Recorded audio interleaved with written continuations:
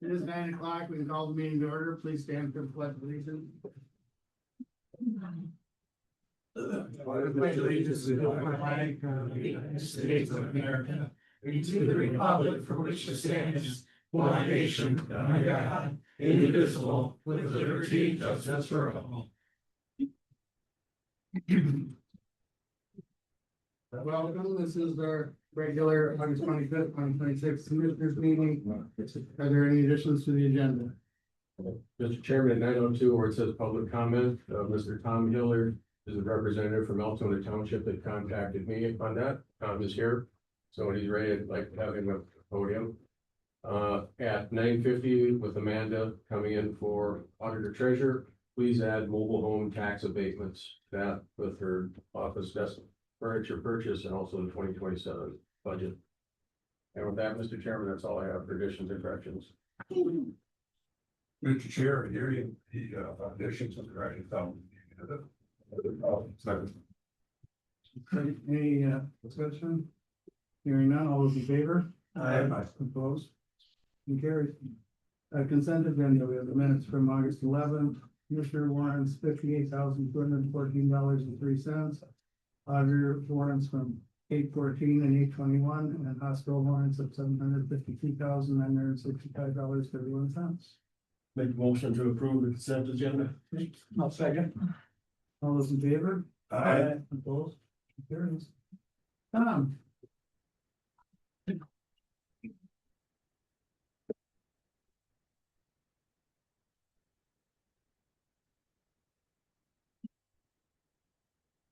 Morning. Morning, good morning. We're here on part of the big power lines one. You wanna hold the mic over to me? Hey, don't speak. But we have Altoona Township, I think we've got 3 proposed routes coming through Altoona County. And everybody is concerned of health reasons, property losses, and all that stuff. And we're just kind of wanting to know if we can get together with you guys and do a public meeting down the road where we can bring more people in. This place I thought was gonna be more full than what it is, but it's good. But you know, I guess that's our concern. Can we set up a meeting, a public meeting with you guys, open it up to the public? We can, I don't know how effective it will be, because of course, we don't have a say in that. I mean, we don't get to make the decision whether it's gonna happen. No, that's, I understand that, but have you guys looked at the health concerns of people? The health concerns of livestock? I have been trying to get more information on that from the beginning, and I am open to hearing from anyone that can provide accurate information regarding those issues. There's a couple sites, if you get on Facebook, no 765 SWMN. That's a good site, and there's also a couple other ones. A lot of this is on Facebook. No offense, but Facebook is not always the most reliable source of information. I probably agree with you, but there's a lot of good information there too. That people have put on there that are dealing with this towers and stuff elsewhere too, so. But yeah, I mean, I'm certainly open to gathering as much information as possible. Because I guess you hear a lot of things, but not always clear on, you know, what's true and what's not, because I'm not familiar enough with Right. different aspects of it. I guess our concerns are just people with, health issues. So you talk about, people with pacemakers, defibrillators, stuff like that. And we're looking, we've got some 3rd, 4th, 5th generation farms up there. And I know I've heard, with stray voltage issues with Yes, people getting shocked from different things. Sometimes it's because things aren't grounded properly on their own property. I don't know. What causes it or how close you have to be effective about it. power on, and I've heard this from a lot of people. I did not have a chance to attend any of their meetings. But I heard that these guys didn't really answer questions. If they were asked a question, they never got it, people never got a good answer from them. I guess I attended both meetings and they answered some of my questions, although some. I think we were left wondering if you got the full story or not, but I don't know for sure. Right. Yeah, I attended both meetings that have been in across the street here too, and there's a lot of questions that they don't know either. No answers for that. They asked to go up higher for that. And a couple of guys have, responded back to me with some of the answers, but they don't have all the answers either. Right. Good. I'm Travis Gutliff, but I also sit on the Altona board and the health concerns and things like that. Since there are none of these really operating in long term in the United States. I went in and I looked at some of the overseas they have them, and a lot of the same concerns come up. And, there again, and when I went to the meeting, I said to the guy, I said, you have your facts here, people have facts here, somewhere in the middle is where it actually lies, and that's where what we as, landowners and living and where they're gonna go, that's what we wanna know. We just, we wanna know facts, not just, this is speculation and this is speculation. Where are we at in the middle? Mr. Chair, I think, obviously, our fiduciary duty to our citizens, and they got questions about this, so. Yes, we don't have specific authority over this, we don't have jurisdiction on what they do or don't do. But what we certainly can do is advocate for the concerns. So we will contact Power On and see if we can facilitate that. No promises, guys. And I have a thing here that was brought to us, and I'll just give you, I have that to see. Yeah, maybe. Some questions and the concerns, and and again, where in the middle does it all lie? And I don't We know appreciate whether they listen to us or not, you can always ask. And we can explain that there are concerns here, we make them address. As far as the various health things, I guess the minutia of some of it, because this is a 765,000 volt line. So that's your concern, is that the voltage is high. Because we got 500,000 volt lines all over, has been forever, big steel towers and so forth. So a lot of concerns you talked about, the health, of course, EMF is what you're talking about, it's electrical magnetic field. So I'm an electrician by trade, I'm not an electrician my whole life, both on high voltage and so. As you know, I've worked with wind towers for a while too, I'd like to address the wind towers as well too. But the EMF, yes, there is this electromagnetic field, there is with anything, because that's of course how voltage is stepped up or stepped down. There's no physical contact, it's the field that induces the voltage onto that. So whether or not there are concerns, what the truth is behind those concerns about whether or not that EMF field affects people's health or not, it's been discussed for years. We need to address that. Let me go back to the wind, of course. There's always concerns about property, whether it's the health partners property. I want that pole on my property. Again, when I was with the REA, we always had to deal with that. We have to get the voltage to you somehow.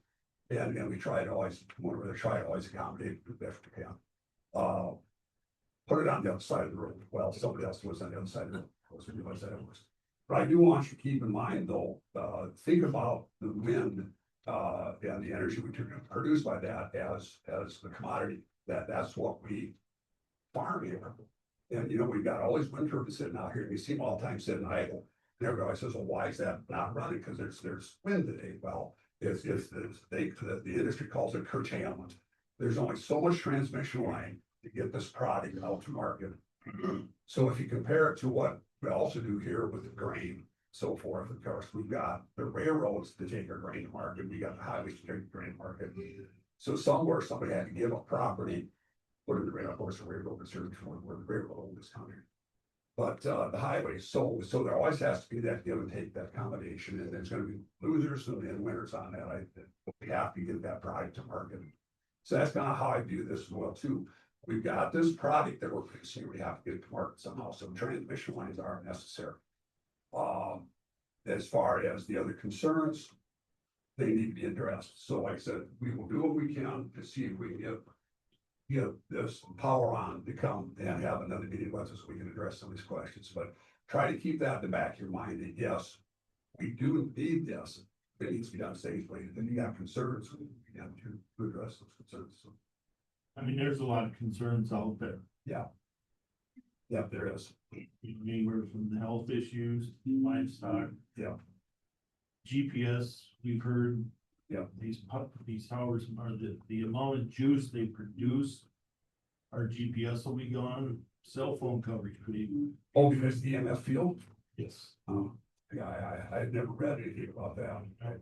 The information is out there, but like you say, can you believe it? Yeah. Can you not? For people working in that high voltage industry, which I did, of course, safety measures, you have to take category appropriately, KVE.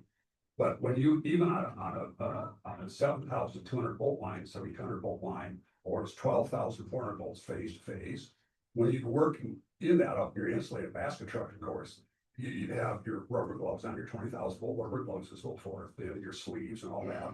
And as you would reach out with your tool and touch that energized conductor, and you'd actually draw a spark to it. Well, of course, you've got that mass of that piece of metal that has to charge. So as that current, as it brings up the voltage, so you'd actually see that spark across there. And because of that static electricity, just like with a balloon, you rub the balloon, the static, pull your hair up on. You get close to those lines, it'll pull the hair up on your arms, so because of the static. So I've worked in the industry, it's been that way forever, since of course this is much higher voltage than what we normally see. And of course, now eventually, of course, that voltage gets stepped down through a series of transformers down to usable voltage. So the EMF question, having been in the field industry, and I've never been concerned about myself, but I have to admit I've never been exposed to this level of voltage. 115,000 is the highest that I've worked around. You've seen back that static, you've seen when they reconducted that line along interstate, and how they would have the linemen in the helicopters over to it. The same thing with that helicopter, they'd have to equalize that potential. So you see the guy reach out with the aluminum rod and actually touch the wire with the cable coming back to the helicopter to equalize that voltage. That way he can safely reach out and touch himself and not get a shock. Same thing like with a bird sitting on a wire. As long as that bird doesn't touch ground, it doesn't duct electricity through it. So the electrical theory behind it gives you immense. I'm so amazed, for as difficult as it is to comprehend electrical theory. I always wonder, how about these guys that figured this out originally? Voltaire, Watts, some of these guys, how did they figure this out? So I'm amazed in the industry. I love the industry. It's been my life. But at the same time, I would never minimize your guys' concerns about the EMF, how it affects the body and so forth. I don't know, but we will do what we can to get power on to come here and give the best information they can to try to give you a little bit more peace of mind about this. And one of the things that wasn't on here that had been brought up was when they dig into the ground, they're gonna be 60, 100 feet, whatever. Are they gonna be getting into the aquifers? Because some of our wells on our farms, what are they, 100 foot maybe? Yeah. And what, once they get in and, if they get into an aquifer and start stirring it up, everywhere down, down the line from there, Sure. is gonna affect their water. So, how, I mean, obviously they're gonna take as much care as they can. Right. But once that all of a sudden was miscalculated by, 5 feet or whatever. Sure. with the aquifer up there by Verdi. That one is 28 feet deep to the aquifer. They wanna go down 60 feet. So, and that was my next question. So how deep are they going on these foundations? Do we know they're? They wanna go up to 100 feet, 60 to 100 feet. 60 was their limit. 60 is their limit. In their printed material. Yeah. Okay, So there again, that'll be questionable, they'll ask them, so you guys. 60 feet still gets them into the aquifer. I guess my thought on that is, we always have dipped our groundwater. And that's one of the things that Kyle Career here does for us is we monitor wells, you know, because you got a well that's punching down into there, so now you got an area for things, bacteria to get down into the aquifer, so that's always been a concern. So again, it's nothing new about these footings. Now, the foundations they put in for the wind towers, you know, there's a couple different types. They did a pillar post type, and they also did you saw the big concrete culverts, or excuse me, galvanized culverts. And I think they went down 60 feet or something, 60 feet. I'm not sure. I So ain't so sure on the wind towers. I was thinking of 40 and 40 was the deep of that. I was They thinking, could very well be. These new ones could be deeper. Yeah, because of the size on it. So again, a legitimate concern. So let's ask some questions and get some straight answers instead of misinformation. Mr. Chairman, talked about GPS affecting, they had a handout at the meeting, and I asked myself about GPS, because I run. And they said, there's been no proven interruption with GPS. And they had a handout that they handed out for a whole page about GPS, so. If they have another meeting, I encourage you all people to all go. Yeah. I went to both of them, and there was not very many, there wasn't just many people at those meetings. Right. And they should have been, people should have been. You know, that's why we're here, sure, to get something set up. Well, we will advocate for you.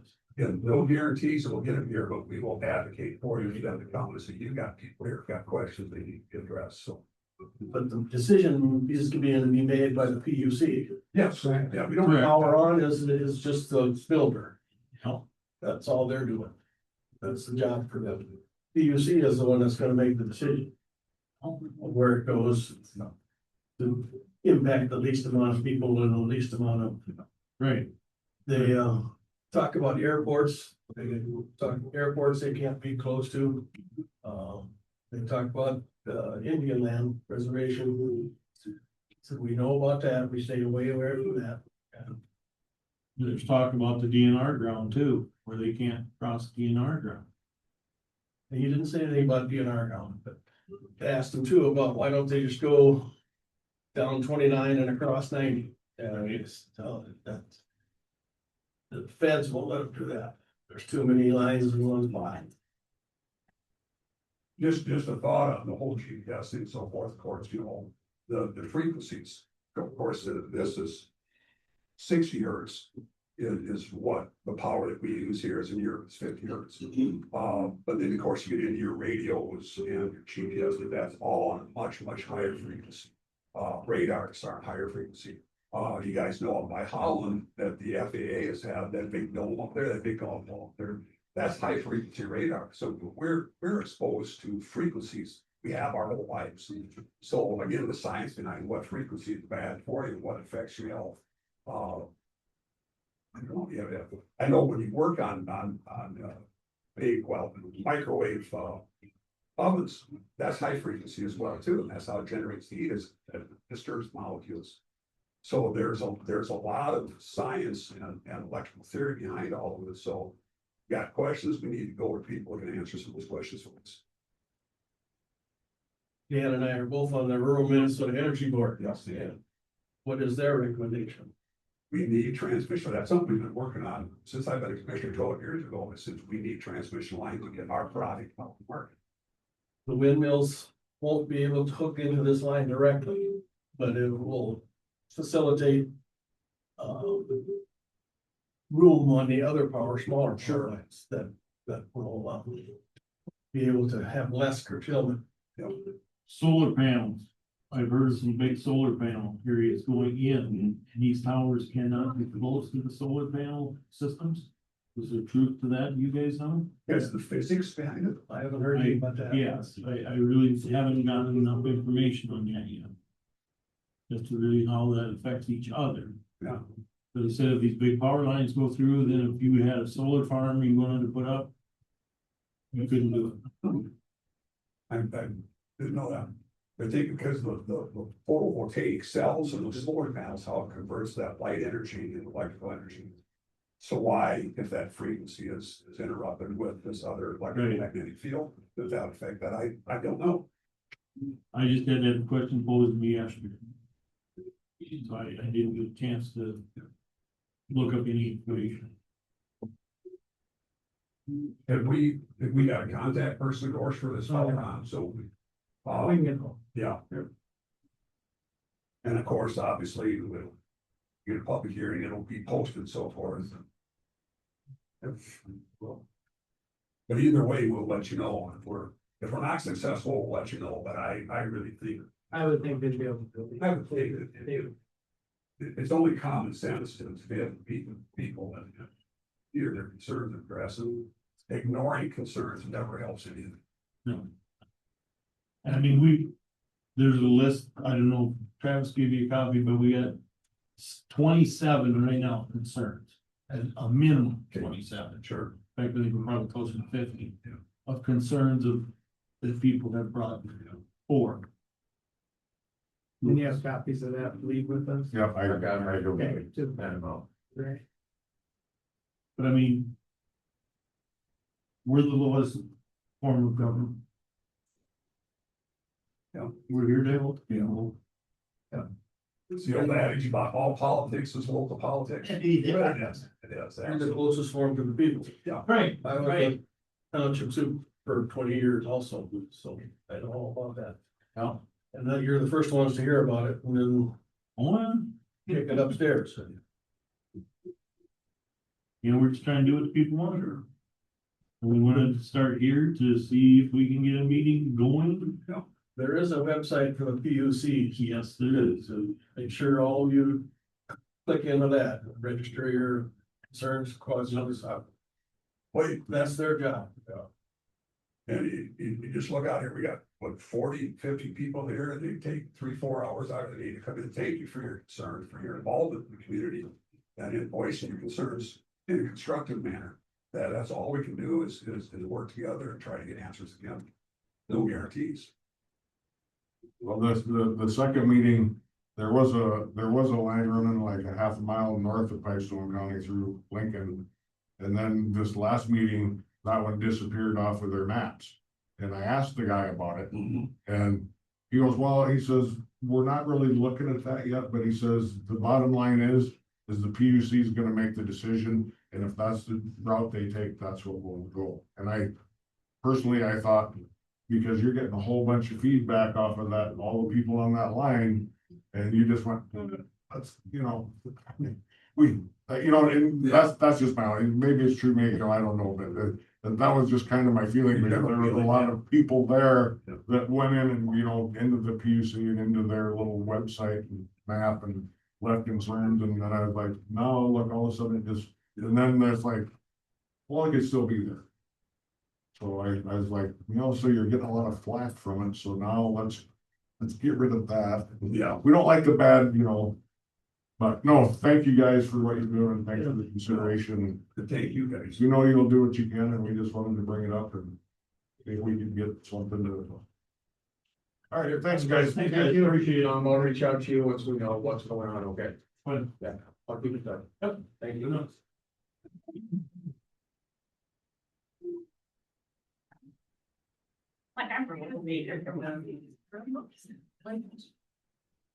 Oh, stay, we're doing budget. Yeah. Good thing on it's lots of. It's probably not a good time. How you been? Good, yourself? Good. So they got one of these things on your property. I have. Well, there was, and now, but no matter where it's on there. Because of the wind, you got it. I usually why don't they keep our line, but. Now it's time to pay the fiddler. No, we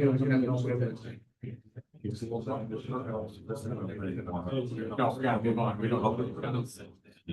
No, it was planned to be meeting this, the two with more introductory. Looks like you're getting busier, huh? My brother. Yeah. Good man, good man. Yeah. Well. Appreciate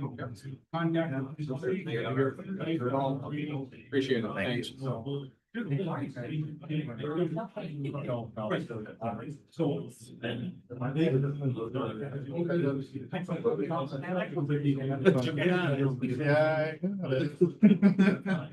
Good seeing you. Yeah, you too, Dave. I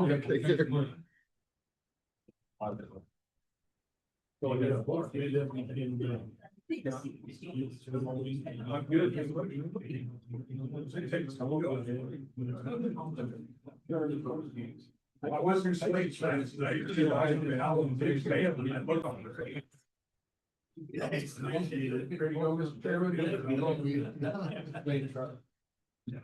Where's it going? Yeah. Where you going? All right, yeah, all right, good morning. Good morning. Pretty light for me now. First item would be to approve a resolution to designate 231st Street as facade 11. We have a amount of the bank in our system, and in order to use state aid funds to rebuild that section of road, designated state aid, it's part of that High Road 11 project. It was approved in 5-year plan. It's pretty short pieces. Yes, it's 0.34 miles, and we have 0.35 in our bank, so. Yeah, Man, it's not an issue. so you didn't have to take designation away from the other piece, you had enough in bank to do that. I make that vote, you know. Any discussion? How do we get the bank and when we build the bank back up again or something? So it's this excess from the last time we didn't switch properly. Yeah. There was a little less than here. I I didn't do any research on how we got it. I don't know. Yeah. Right offhand. You want it by zero, because otherwise you're not generating money on it. Right. But also if you designate a road, then you have expenses for that road, so. So I'm really comfortable where our bank is at. You know, I like to be pretty much in the stuff, zero. Yeah. Well, this makes real sense for this project. Yes, yep, I did speak with the mayor about it. He was in favor of paving that segment. I just really like the thought of emergency services having a better route. Right, because it is quite often, I mean. That's about blocks with train. The more I talk to people, the more I hear the worse it sounds, from what they're telling me for how often it is. And I understand why the trains need to do it, but. Sure, you know, all those emergency calls come up when it's blocked. So that's, and I think sometimes it's blocked, there's half a day or more of the time. Oh, really? Example. Yeah. They block. It's, I think it's supposed to keep some, what was it, an hour or two, whatever, but they were supposed to break. Right. They don't. That's why the fertilizer facility there, yeah. So I was told that exists somewhere. I've looked for that agreement and I can't find it. So. Too, but yeah, I don't doubt that we have it. But I mean, if you come up and look at some of our roadway files, it's just file, yeah, it's full of them. Probably in there somewhere, but. And they're probably not gonna change it. The railroad. Yeah. They get better maybe for a few days or something. So. There, yeah. Any other discussions? Not all those in favor? Opposed? Carried. All right, then next up, do county have any type of precedent for renting or sharing equipment with other counties? I don't know. I know in the past, we had a county that had GPS problems and they didn't know if it's their antenna for the cable. So I wanted to borrow ours because we had the same, so. Grab that and, you know, troubleshoot, did their troubleshooting that way. That's as far as I've ever really done it. You don't have to do anything. I just thought it was established already. So I'm sure I'm gonna get asked at some point, kind of makes sense, but Have you been getting any requests or anything? We just, No, but I'm anticipating being asked that, so there is a, you know this, probably, there is a list of dollar amounts for rentals. Yep. Which maybe should be updated. we update that, we look at that every year. You do, okay, Yeah. good. Yeah, so I think we've got current rates on them. Yeah. But I mean, if that's something you're interested in, I can explore it more, but if you want to just leave it alone, that's fine too. He's hanging around other counties now, so. That's right. But don't we already have an arrangement where, For employee sharing, right, so then you would not just be borrowing the equipment, you'd be borrowing a driver as well? Or not necessarily? I mean, like, if they ask for assistance, would we just go and provide assistance with someone? Depends what it is, I think, yeah, didn't we do a little bit, you know, with our excavator once, and I don't remember the whole thing, but then we go out here on operator. Well, that's what I'm thinking. But if it's the tractor or something, no, then we don't. Oh, right, right, It just depends what it would be, yeah, or, you know, a gravel truck that they had a flood, if we didn't have a flood. And yeah, you probably send your own operator to help them for 2 days or whatever. right. Yeah. I'm just thinking you may not just send a piece of equipment and have a unfamiliar driver then who might use it or whatever. And it's like, oh, it's gross now.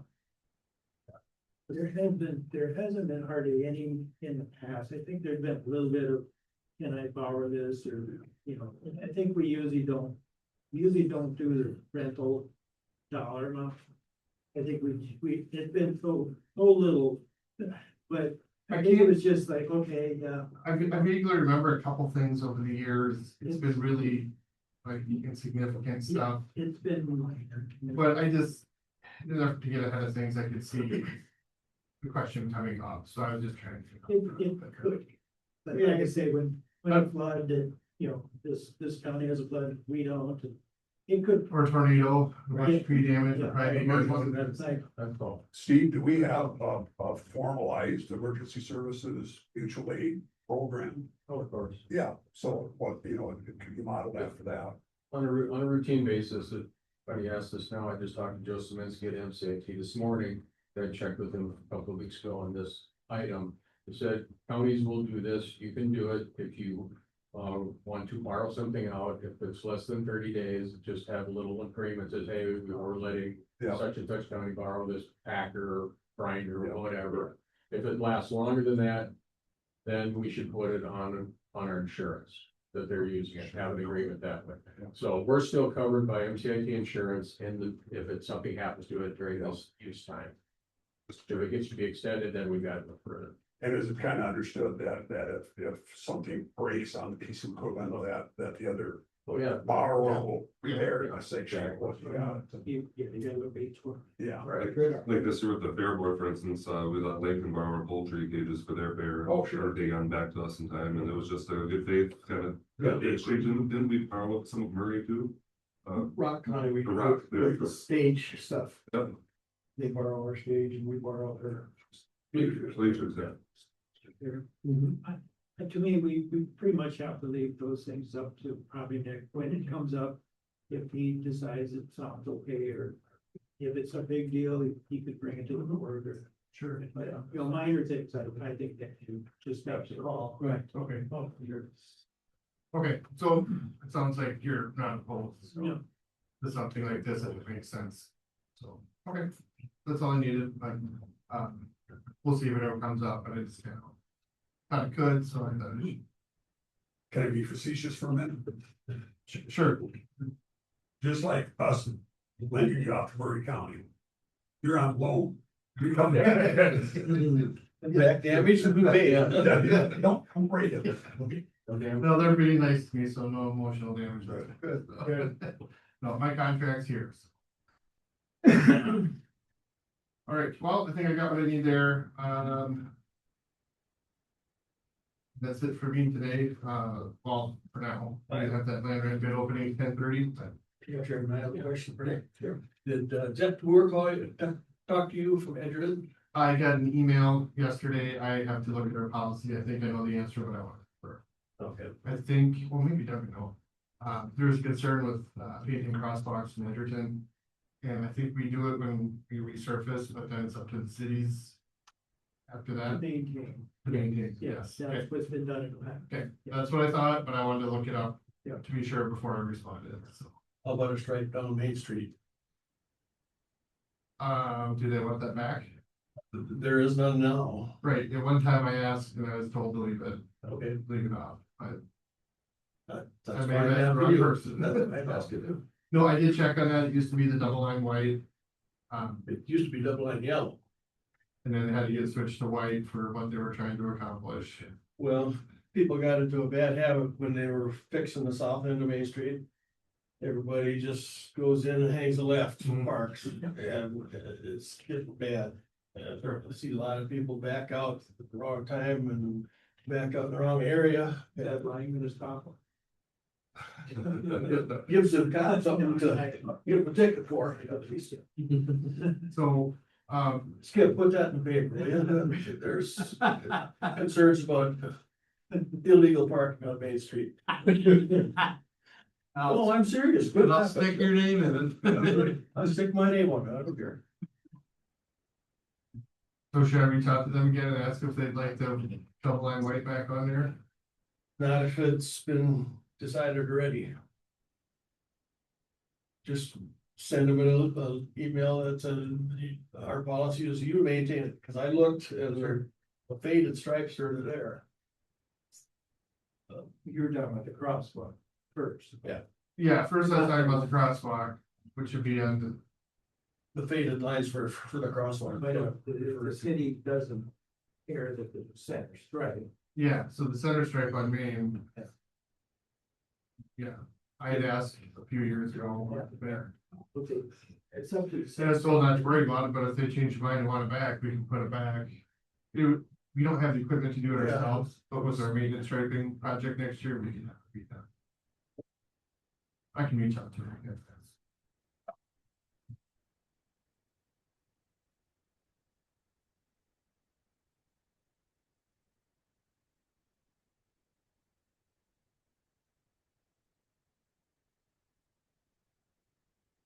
Thanks, Tim. Yep, no problem, and then, I will respond to them today yet. That I haven't confirmed under policy, so. Right, any other questions for me? Otherwise, I'll be back at 10:30. Thank you. Yep.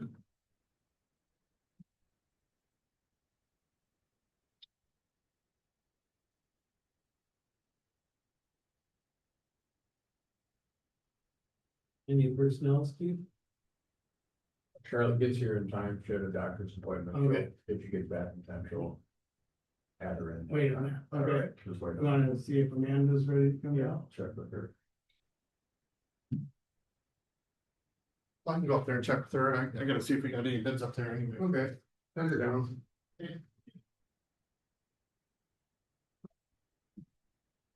People get into bad habits, it's hard to break them.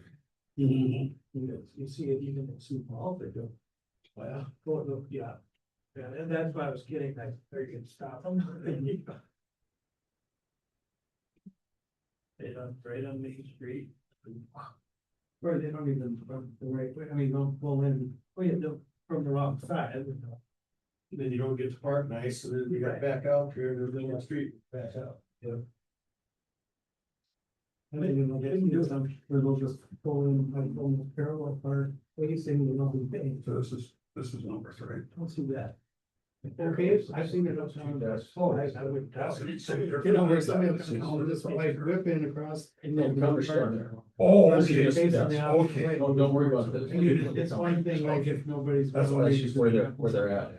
I understand, yeah, but they. And they're both just, and they are to the north of our. Like, well, No, no. How you do it.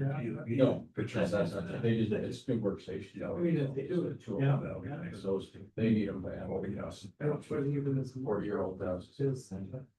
People on e-bikes or scooters, they're going down the sidewalk and they're not stopping or so the corners, and in our corner, you can't see until you're past the building. By then it's too late. There's a car pulling up, you're gonna get nailed. That's pretty, and they're just shooting out across the shoot. Yeah.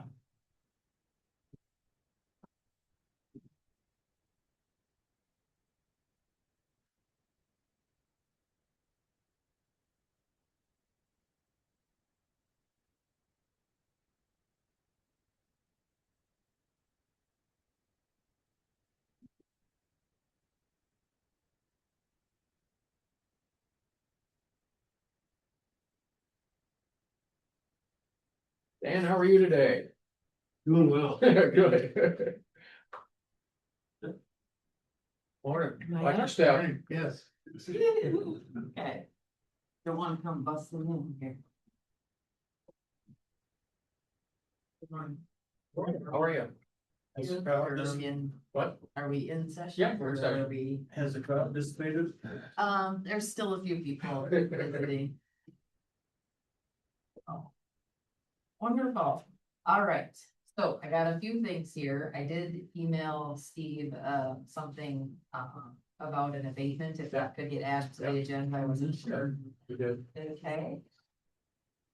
Did I send, I think I Yep. sent you one. Yep. That looks like the wrong thing anyway. That's the wrong thing. I have this, just all these is what, Yeah. I must email the wrong abatement. That was, that's not manufactured homes. yeah, no, That's not the right one. this. Anyway.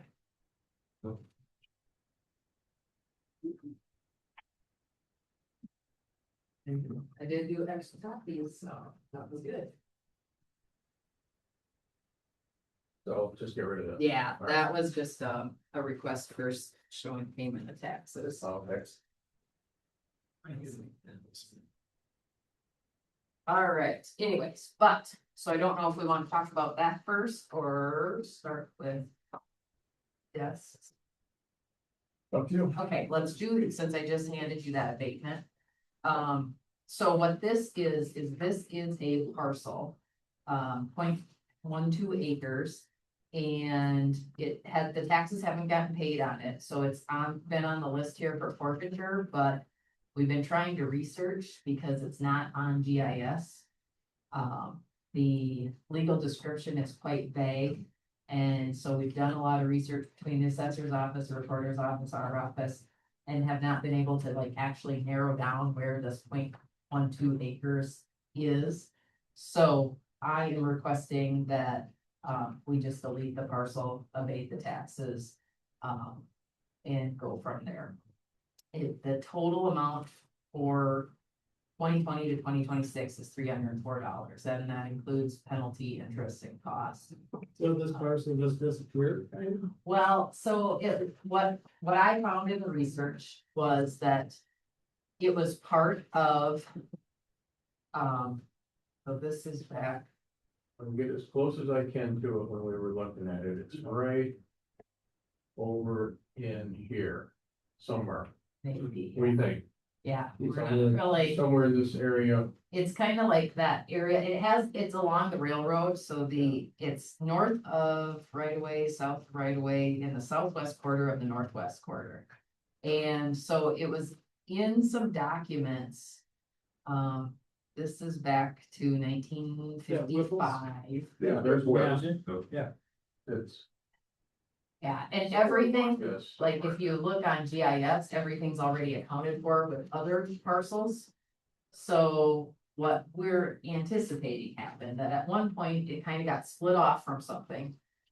And then as other purchases have evolved, it got included with another purchase, and then that one just kind of. Is that a railroad right away? Well, it's talking about right away, so that would be my guess. Like railroad. right? Mhm, that would be my guess when they're talking about the right So of is that way. where it's gonna go back to, or it's gotta go somewhere, doesn't it? Well, like I said, we don't even, It's not there. Yeah. In an adjoining lot. Yeah. yeah, we're assuming that it's already been, like if you go on GIS, you'll see which parcels and they all have their owners, and there's not like a big area that, or it's 0.12 acres, so. Where is this railroad lot from, I mean, what's left of that grass or whatever? Actually, if he kind of goes out a little, it's kind of like the people that own the big thing, it kind of comes down. Oh, theirs actually goes down along that end. Yeah, Yeah, I it's all think the way that up. that's kind of all part of that. It's all part of That's swamp. somewhere. This where somewhere we looked and we found. Yeah. So how is Thomas Willie involved in this? So this, it was RAL Distributing Company is who had originally, and like I said, these documents are from all the way to the fifties is when, how far we got back to. And what ended up happening is there was some, and Rails Distributing, had, sold to Willie in the nineties. And that's how his name maybe got on it, but it also has Rails' name on there also. We have both on there. But yeah, it's just kind of one of those, and A then rail was a separate name, not like the. RALS, yeah, RALS Distributing Company Huh. Inc. Was the, I want to say it goes back to Ron and Les Earhart. Back in the day, all right, Ralph. Okay. I know it's old, but Dan's nodding yes. They bought a lot of that Yeah. rail property in those years. Thinking it was gonna be a good way to load up some. Sure.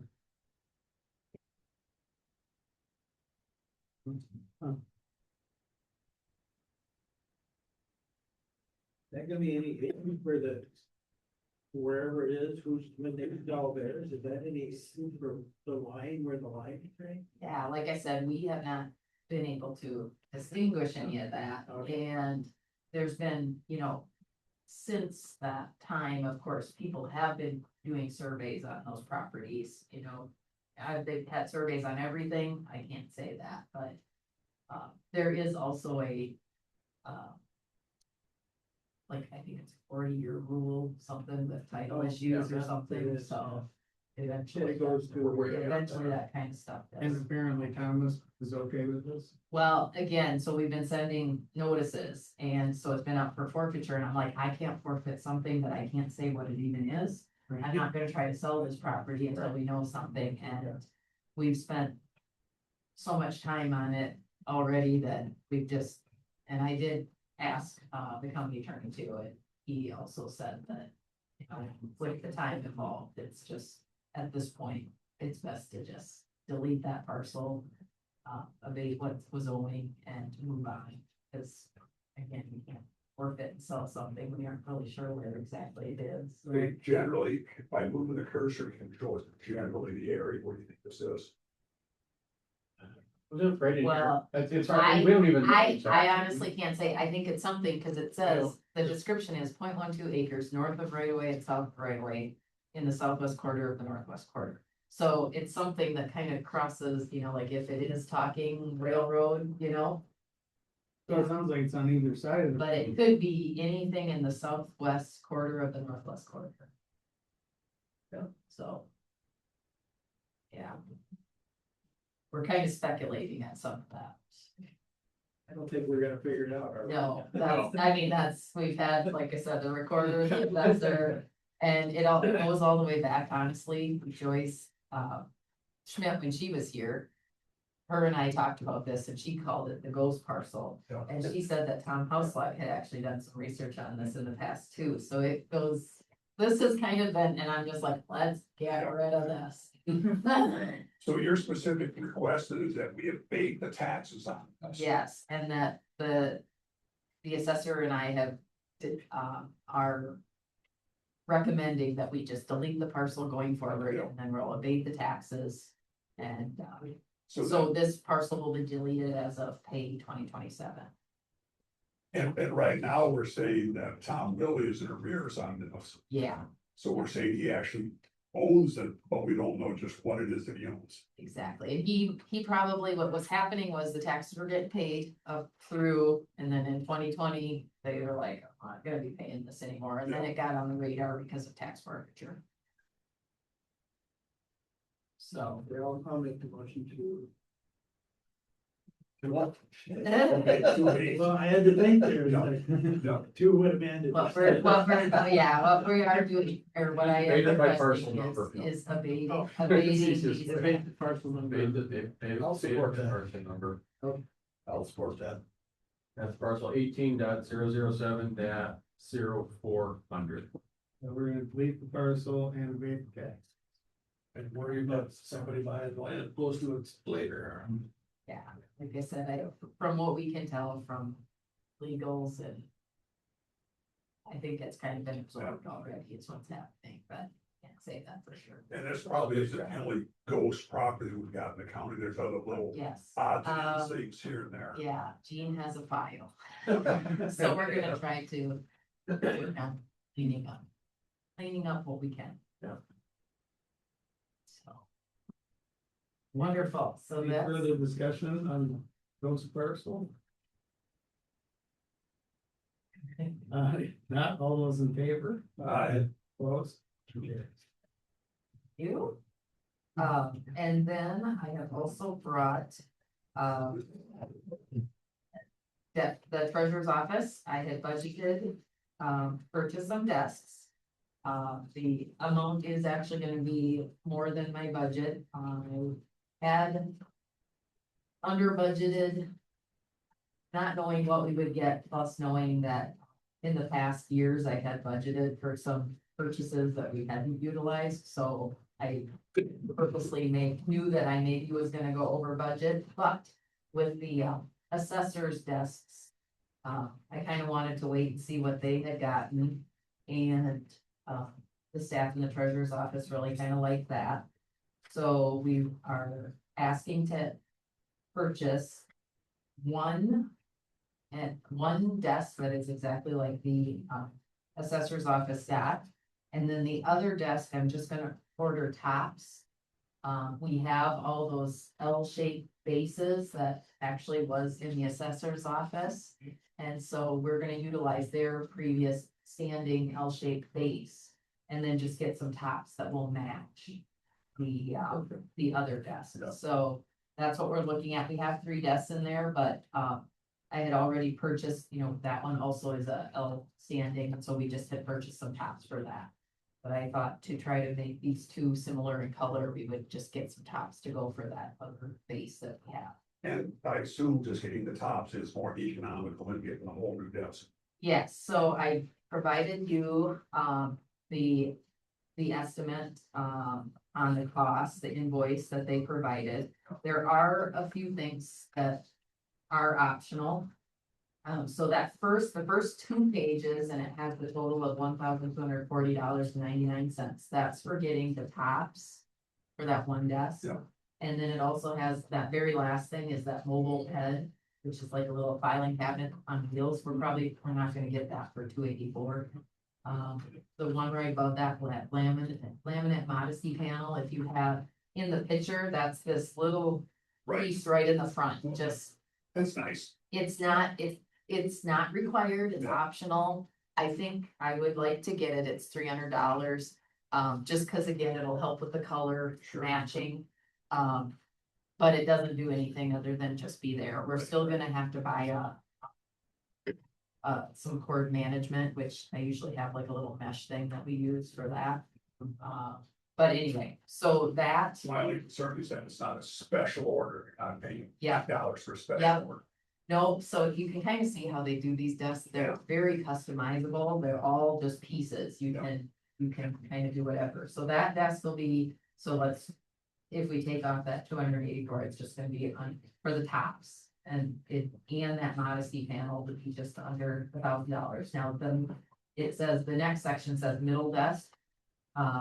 And on the last page after item 13, $3,284.75. That is the total for that one desk. That is like the assessor's office. And then they have, looks like a surcharge and then a delivery fee. So that surcharge does change because I'm gonna take off that little filing cabinet, that mobile filing cabinet. That will change slightly, but nothing drastic. So. Sure, I'll make a motion to approve the request of $5,054.20. Second. Any question? How much did you have in your budget? So I had budgeted $1,500.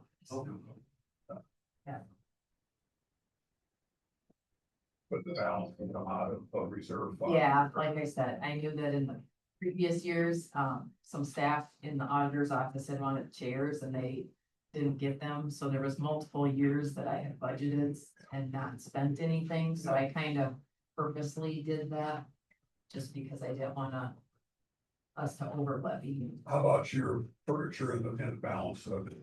How is that looking? You have the other desks that we're gonna need to address, sure you think we're pretty good shape. So treasurer's office will be now, all three have been upgraded to standing desk options. The auditor's office, I kind of talked to them a little bit, but they haven't expressed a specific plan as to what we are looking at. So at this point, we're not planning anything for the auditor's office right now. Eventually maybe, but This with Kyle, as far as some of the other existing stuff, we got Charlotte's, any of the stuff in Charlotte's office, is that be useful for you as well too, or? you know, those are kind of the same desks as what the treasurer's office already had. Yes. But Charlotte actually, so the the L-shaped standing base is already up there, and we're using that for Okay. this third desk in the treasurer's office. And so, Better. yep, there are a few, my other option, or what I was planning to do was just use one. We will have some not L-shaped standing desks left, because I'm taking both of those, but there are some just straight desks that are gonna be available for people to utilize, so. If they want some of those standing bases, because those are good, as long as that motor keeps going, so. So yeah, as far as the auditor office, we kind of talked a little bit about utilizing some of those, because some people aren't sure if they want standing anyway. Right. You know, but spend money for that, so I'm like, well, that way you can try it out. Mhm. So. And Amanda, this is on state bid, right? So this is, they have it on their, yeah, they list state of Minnesota, NASPO. 927, whatever that means, but my understanding is that they supposedly do bid at a state rate that they are required to go with, so. So this delivery fee, and that's not set up, so Kyle helps you set it up. Yes, the plan is that this does not include, this just gets it here, Yeah. and then there's a big pile of boxes, and Kyle's gotten really good at putting them together. He has said that he would do it for us, so. Good at building desks. And we kept the same one, so it shouldn't be difficult for them. So, Any other discussion? Not all those in favor? Opposed? thank you. Okay, and then we can move on to my 2027 budget. So with this budget, there's nothing, drastic that I had planned for. I know Stephen and Charlotte kind of filled in the salaries and the benefits and stuff. Here on page 17. So, yeah, so if you're probably on the auditor treasurer one first, is that right, or no, 4-3? Okay, so this obviously is the biggest one I have. I pretty much just, for the most part, stuck with similar to in the past.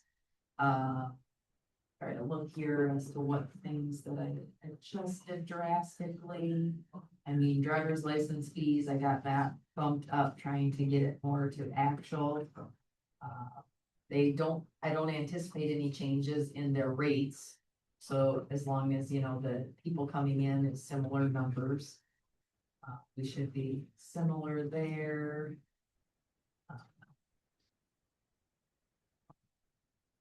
I did bump up printing, publishing, and advertising.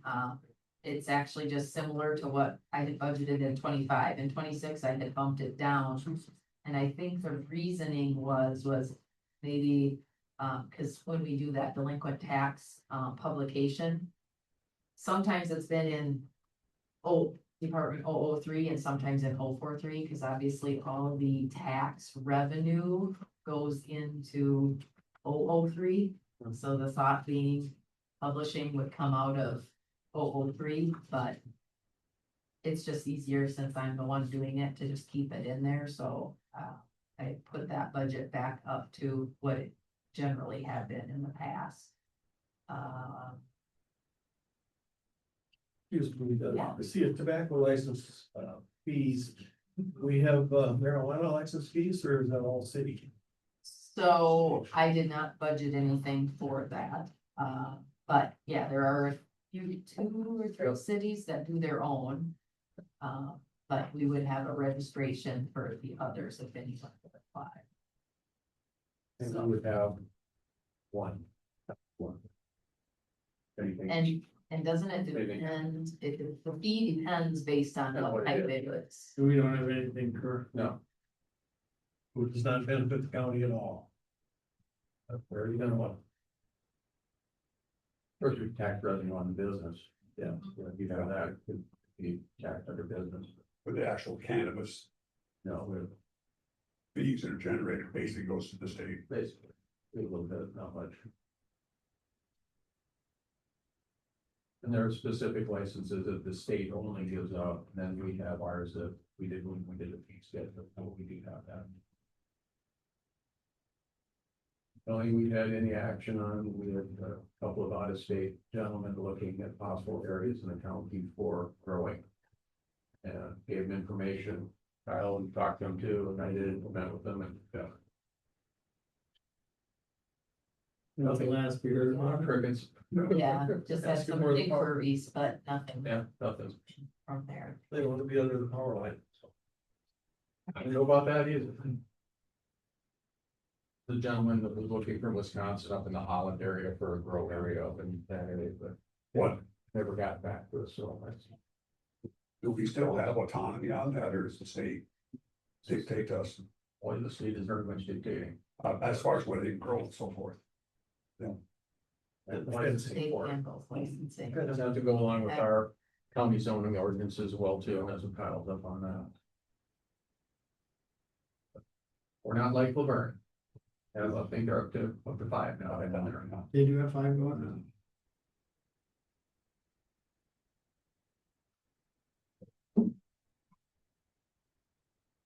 All right, so, let's see, yeah, let's see if anything else jumps out, everything else been mostly similar. I decreased the tax forfeiture expenditures from 5,000 to 3,500 for, budget. And decrease my equipment budget and stuff because I don't anticipate, like I said, any major purchases for the office. So, anything else jump out at you? Questions?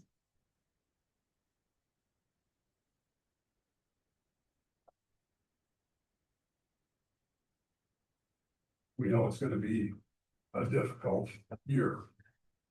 From a tax standpoint, from a state, federal cutbacks, it's gonna be ugly.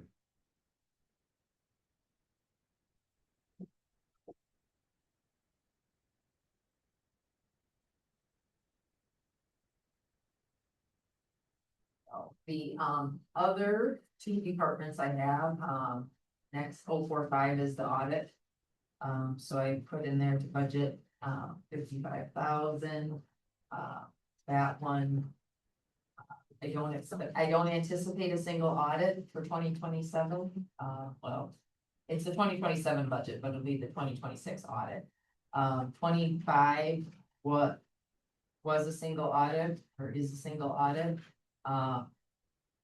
The only thing I did think about was I maybe need to reach out to see if there happens to be any from that previous project, it's the highway project that caused it to go over. If there's any carryover into, 26 that would make it still a single audit in 26. What was the cap for that again? That causes the thing. For the single audit, 825 or 75,000. On any one project. Federal funds. Okay. Federal funds, so state funds do not count, local, whatever, but it's federal funds.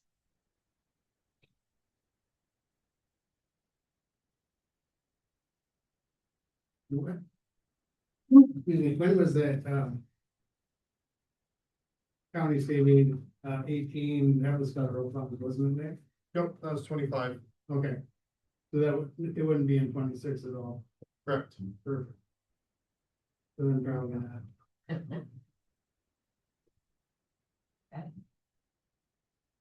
Perfect, so. So that's that one, just one line in that one. And just since we're talking, the 25 audit is just kind of wrapping up, so I would anticipate that we'll be getting a draft. They actually have a draft ready, but they're waiting for a few things from the ambulance, so they're gonna wait to send me the draft till they have those. So we should anticipate seeing a report soon. So then my final, budget department is elections, which when I had originally kind of did this, I budgeted, yeah, on 06 or Department 064. I anticipated it being the odd year, which is no elections. Sometimes you can have special elections during that. So I am budgeting that way, so there's very minimal in there for the budget. There is a possibility that we could have a special election next year, depending on how races go this year and its turnout, so. But again, I guess since we don't know, I'm going to go off of that. We don't, I generally have a little bit of a sign balance in the elections, you know, and, we get, each year we get some voter funding through the state, so that kind of helps with some of the stuff too. Those are, the voter funds and stuff are in that, where the fourth number is 2751, you'll see I have some budget for like, basically it nets to zero, but 10,000 in revenue. And then 10,000 of expenses, that's the voter funding that we get annually. It started since I've been here, and it has continued for, this is the third year, so I feel that will stick around. And we have a little bit of a basis as to about how much we get. Question, how old are our machines and how good are they? How long are they supposed to last? You know, I don't know off the top of my head what year they got those. But I have not had any, we don't have any issues, they upgrade, you know. They The reload. machines, yeah, the machines themselves get maintained every other year, so they usually are maintaining them in the off election year. And,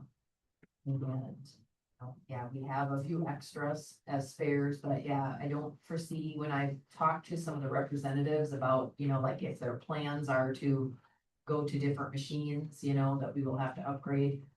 There's nothing in the immediate future that. We won't have to upgrade as many machines, correct, for next time?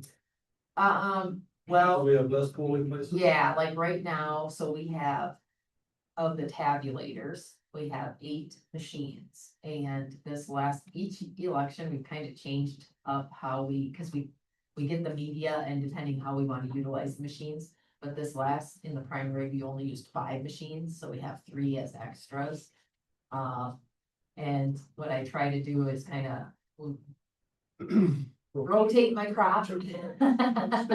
And yeah, utilize them to just spread out how much we're using them. But yeah, as they keep changing some of the rules, as to how we can vote, it kind of changes how we're using our machines, so.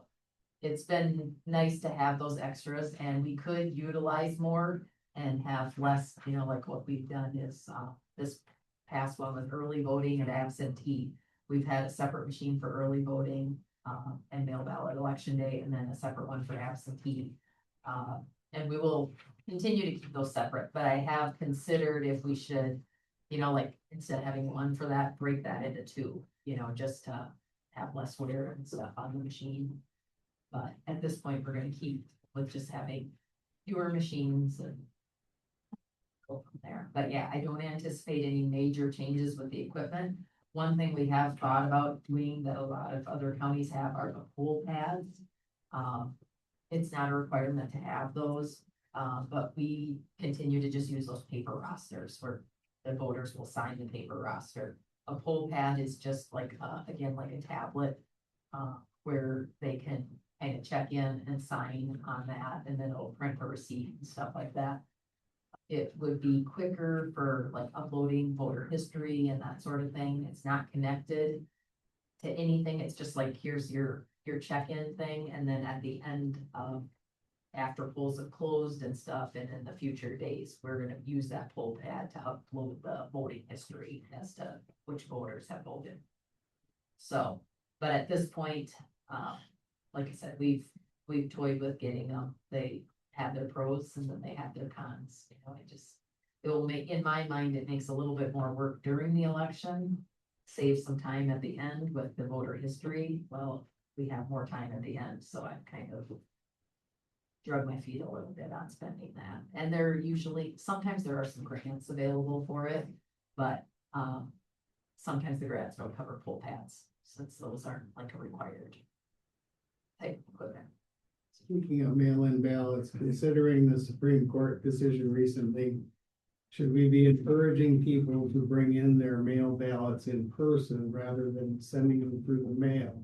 Since the postal service won't be required to deliver them in states that aren't willing to give their voter information to the federal government. At this point, I wouldn't do, I mean, I would say either way that we could encourage one way or the other, just because, the federal government has limited say as to what is done in the states with elections, so I'm not really sure how that will come about, but mail ballot voters can always drop off their ballots. One thing they will need to know, if they're dropping off for someone else, they have to bring an ID and show an ID, and they have to sign a form, because they can only drop off up to 3 ballots. And so that would be the main thing that they need to know. Be prepared to just do that little bit of paperwork and bring your ID if you're dropping off for someone else. I'm just saying, even for your own, just to make sure that your vote Yeah. is counted. Yeah, you can certainly do that, but otherwise for mail ballots, there is tracking. And so like if you, you can go to the Secretary of State's website, you can enter your specific information and it will show you if we've received your ballot.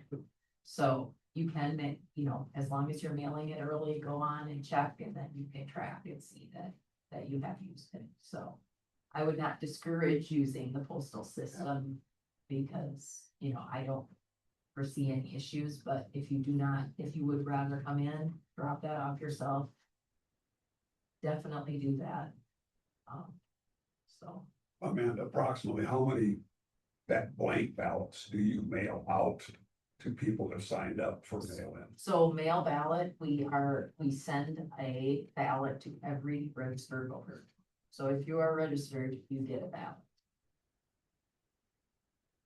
So, so around a little over 3,000. And this would just be for the precincts that are all mail-in. That are mail. If you're a mail ballot Mail-in, precinct. okay. So, And because we have all mail ballot except for City of Pipestone precincts 1 and 2 and City of Edgerton, it is basically all except for those 2 cities. But yes, yep, so anybody that's registered will get a ballot and have that opportunity to vote. Yep. And they get that ballot, at least a month early before the actual election day. So there is plenty of time for them to get their ballot returned to us. And yeah, if they are gonna mail, we have to receive it by, it's not postmark date. So I always encourage, if you're going to use the mail, just make sure you get it in the mail so that you know that it has gotten to us by election day. Chairman, I have a question. People that are registered voters that are in the precincts that have been voting, can they request a mail-in ballot? So it would actually just be absentee voting. Yes. So it's Yep. designated differently. Yes, it's just called absentee, and mail ballots are in essence absentee ballots. But yes, it would just, they do an absentee application if they are not able to come on election day. And or want to vote earlier, or, and yeah, and if they, you can, there's multiple ways to do that application. You can do it online, and then we get it in our office, and then we mail out the packet, just like the mail ballot voters receive. Or they can come in our office and do the application and vote right then and there. So, When is early voting started? for the general, For the general. I just had all those dates, September, mid-September. Mid-September. Yeah. It's not current yet. Yeah, no. Yeah, we are just sent the file to the vendor, so we're waiting to get ballots, approved ballots, and then we'll start testing. Thank you.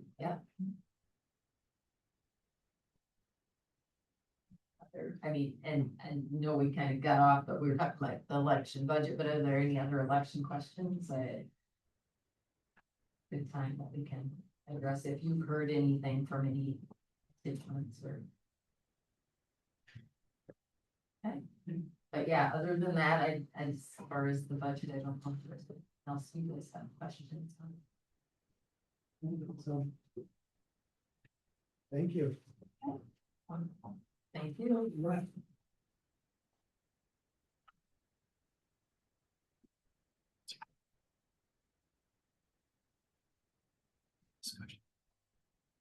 Susan. Yeah. Susan, come on. It's nice if you came over. I'm at 10:30 now. Yes, and it is 10:30, it's just that I work this way, so you're available. Quick land bid opening, we had to do at 10:30, so I just slot that in, it was time sensitive, so thanks for coming early. Right next, 2 rounds, should have been more organized. Thank you.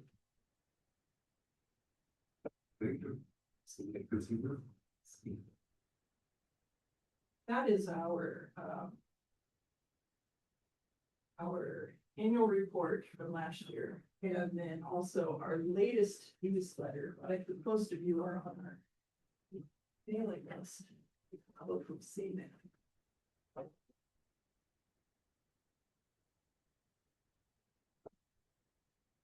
Boy, I cleared no room here.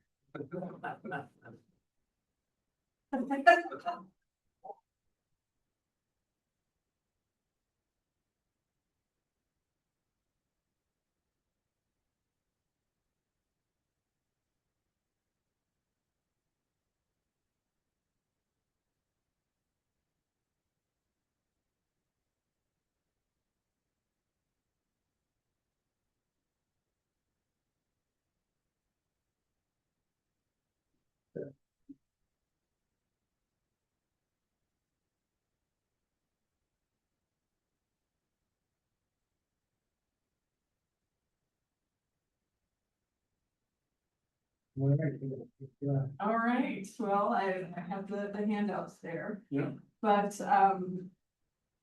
I have a general report here on what the Pipestone County Historical Society has been doing and our goals.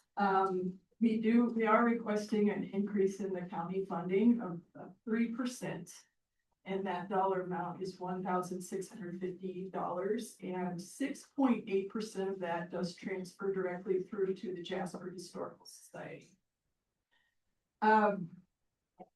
So we have several different areas of our mission, building and properties, which is a noticeable one, so I want to make sure to address that. The care and maintenance of the Society's 5 historic properties is a continuing responsibility.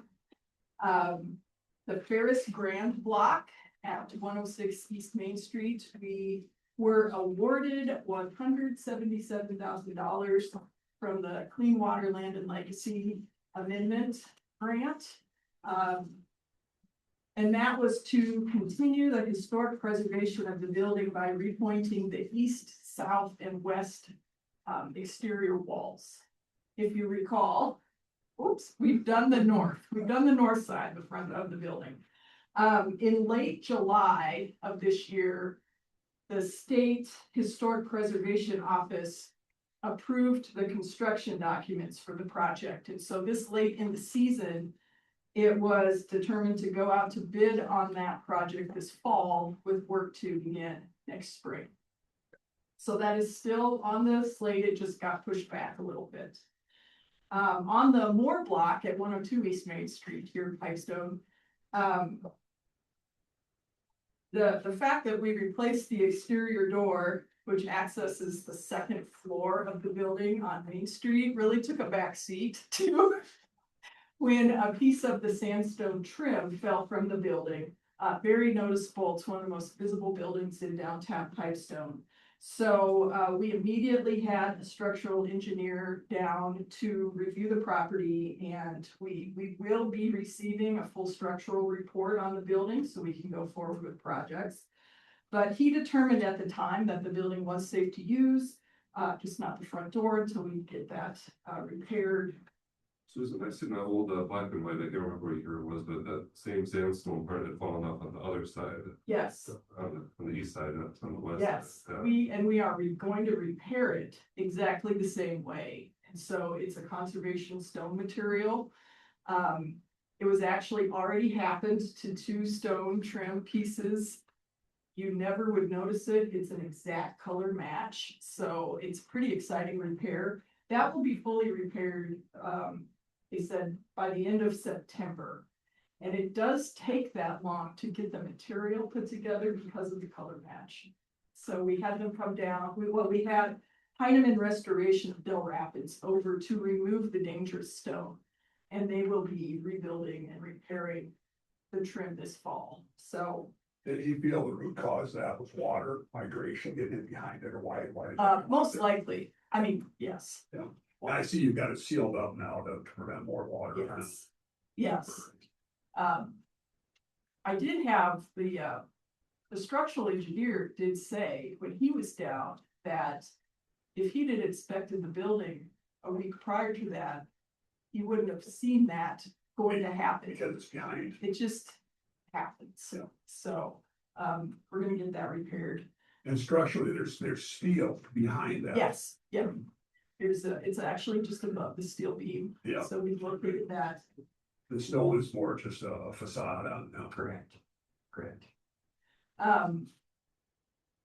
I am also determined earlier this summer, before this disastrous event, that we were going to pursue a conditions assessment grant, a study on that particular building so that we could move forward with grant project.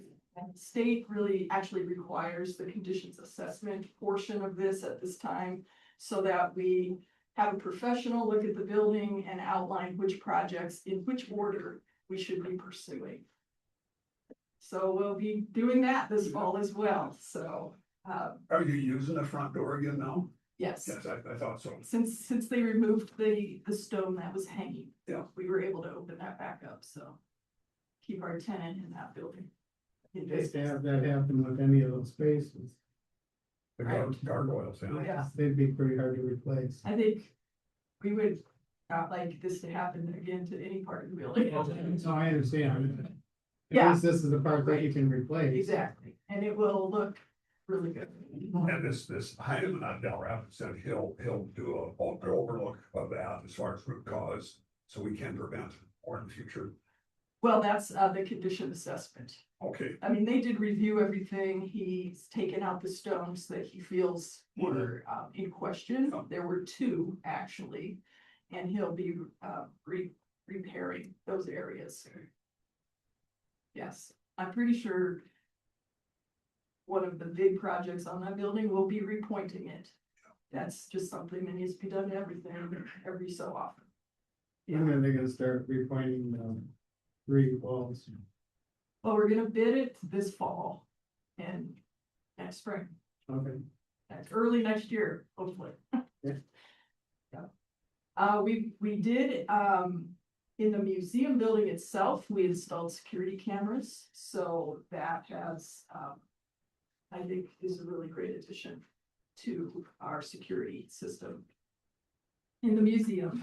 And then, the country school building, which is at Moore Park, we have been doing quite a bit of work on that last fall. We were able to finish up the exterior painting. I really thought we would have to do that part of this year, but we got that done. It looks great. We got new window shades in there. And we also installed a new chimney cap. And we're currently planning repairs to the roof. We lost a few shingles during one of the wind storms this summer. So it's just, ongoing, being aware of the building and being on top of the repairs. So that schoolhouse was actually built in 1880, 3 miles west of Pipestone. And after it closed in the 1960s, it was moved to the county fairgrounds. And then it was moved in the 80s to Moore Park, where it is today. And over the past 20 years, we have designed very unique educational programming at the schoolhouse. So every Thursday during the summer, we invite the local school children into class. So it is actively being used by the public for a specific experience that could not be had by merely looking into the building and seeing how the school's set up. It's very unique. I've not seen another schoolhouse that actually holds class. Usually there's kind of a barrier up and you could just look at it. So we're really, really pleased to be able to keep that building in good maintenance. Do you give them the full experience and have them do some chores while they're there? No, but they do insist on recess. So we have recess there. In the museum collection itself, it's really our belief that the museum holds the collection, the objects in the collection, in the interest of the public. So we want to be enablers to this history. We don't want to be just gatekeepers where we keep it in the building. So as part of our public service, we're really dedicated to making the collection available to the public. So 3 years ago, we launched the online access to the museum's collection, which is available through our website, where the public can search and view objects that are held in our collection. And we really do remain committed to expanding this service that we offer, and that is free to the public. So it is at an annual cost to the museum. So to date, we have just over 4,200 objects represented, which is really just scratching the surface, but we want to make sure that we're representing them well. In 2026, we upgraded our museum software from server-based to a web-based program, and this was really in the interest of the collection records in several areas: safety, security, longevity, and that is at another annual cost to the Historical Society. And then in 2025, I get very excited about this project. In 2025, we launched our newspaper digitization project by placing 11 separate newspapers published in Pipestone County from 1879 through 1915. And since then, we have been able to expand that through 1939. So up to 1940, and just Friday, I mailed off the 1940s to be digitized. And that is all, we raise money, we pay for that cost up front, and then we offer it to the public free of charge. So there's no fire or paywall or anything like that. So it has been remarkable. It's really a lot of history details in the paper that And it's all searchable by name or like. Newspaper by person's name, business name, dates. Yeah, it's really great. And that's accessible through our website as well. As for our exhibits, we're bringing another traveling exhibit into the community to enhance the 250th anniversary of our country. And an exhibit on the flag will open on September 4th. We've also worked to support the Pipestone area schools, and we'll be transporting this traveling exhibit to the school for the students to view. We're going to set it up at the school for them between September 25th and October 9th. And then it will return to the museum for public viewing through October 31st.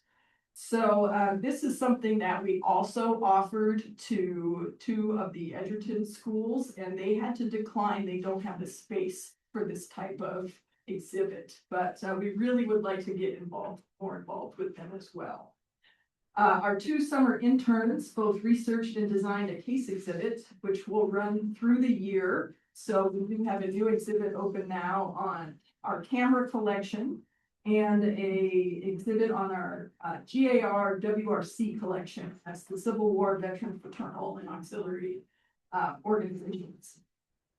And we also are continuing a partnership with the Southwest 6 Minnesota County Historical Societies, and we received a grant to develop a joint traveling exhibit, which is going to plan to focus on regional dance halls. So we had the grant to do the research, and then now we'll be pursuing a grant to build the exhibit, and then it will travel throughout the Southwest counties in Minnesota.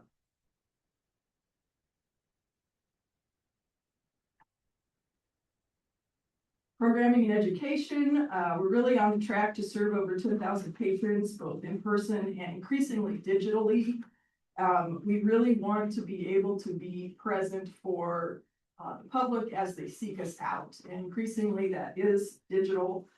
So in-house, we do produce programming such as the coffee talk, where staff researches and presents stories we come across, but we also record that and put it on our YouTube page. So we are getting people from all over the country, a lot of our members who don't live here, to be aware of what we're doing and enjoy that history.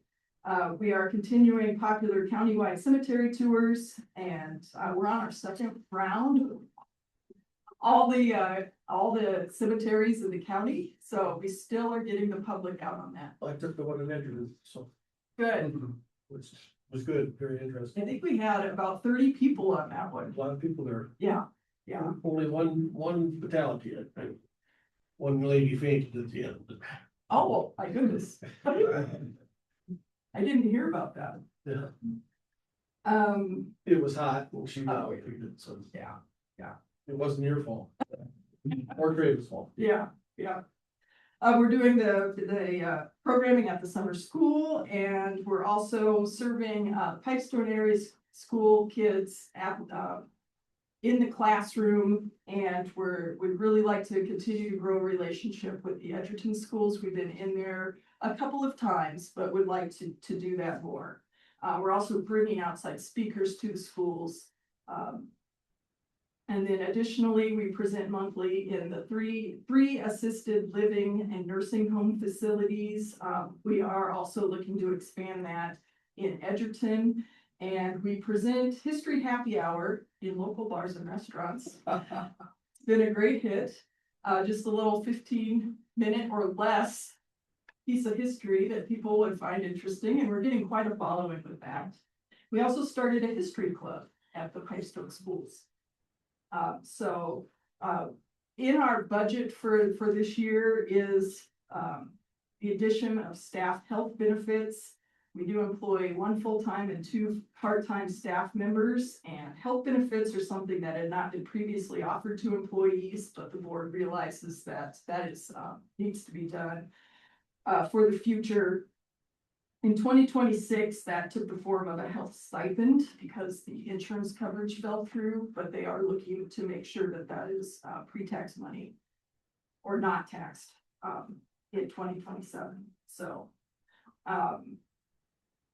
lastly, I did want to mention our summer internship program. We launched it in 2024, just completed our 3rd year, and in 2026, we hired 2 Pipestone area students who were both committed and extremely capable of their duties this summer. And we did involve them in 3 areas of museum work, collections, exhibits, and programming. So they both learned our software and processed a portion of the collection, complete with amazing photographs. They both researched and designed a case exhibit, which just opened, and they both researched and presented a portion of the cemetery tour and coffee talk presentations. So we are hard at work serving the public. We're actively seeking new ways to serve the public of all ages, interests, price points, offering an array of services. and actively bringing outside dollars into Pipestone County to achieve some of our larger projects.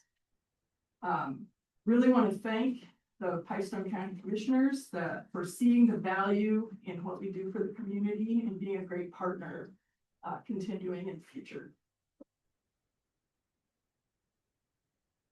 I think you did a great job.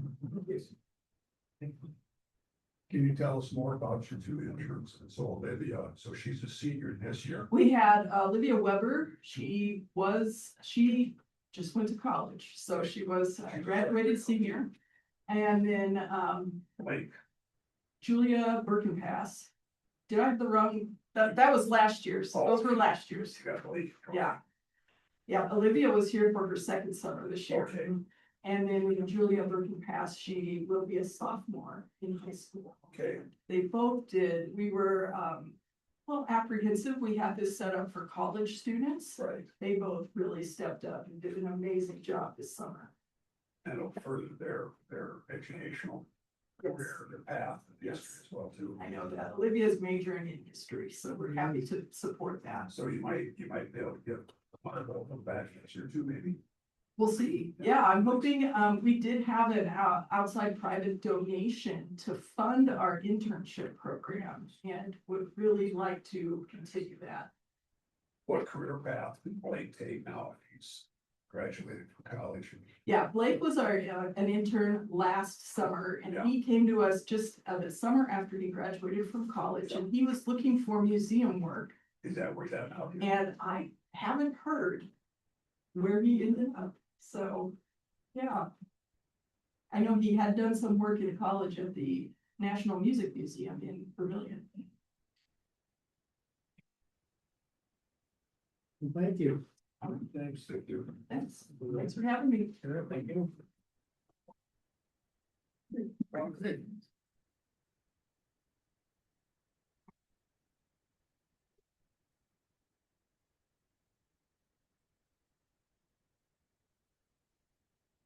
All right, I'm back for our land gravel pit. Land bid opening. There are no more bids at the auditor's office or the highway department. Like we received 5 bids. So I'll get started here. No particular order, right? Random order, I don't even know who they are, and I don't have names. You recall, is this a technical number based on other years or? Somebody asked me that, and No, I was thinking about like the number of people. the number of bidders. Oh, okay, got it. I feel like in the beginning there was a lot, and then it kind of tapered off. But now with 5, I feel like, I think it was 3 last time. I was gonna say, I was gonna do great, but yeah. So, all right, well, first bid.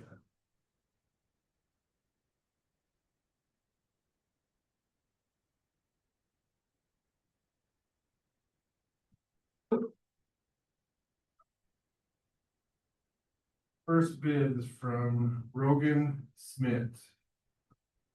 Rogen Smith. That bid is $287.50 per acre, $287.50 per acre.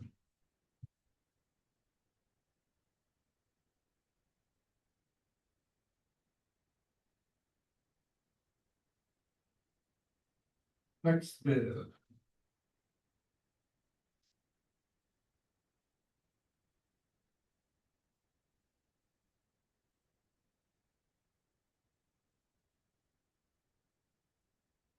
Wade Newgard. Wade Newgard. His bid is $262 per acre, $262 per acre.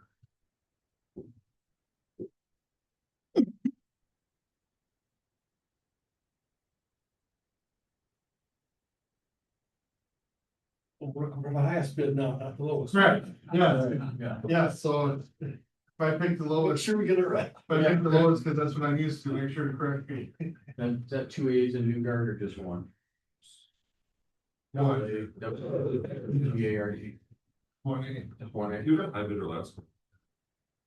He has been before, currently it's rented by On I. Von Eyck Farms or whatever, but. Yeah, but we did have the contract.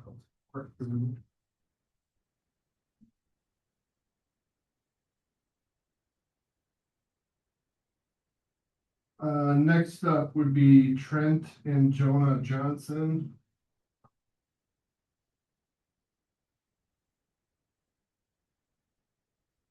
Trent and Jonah Johnson.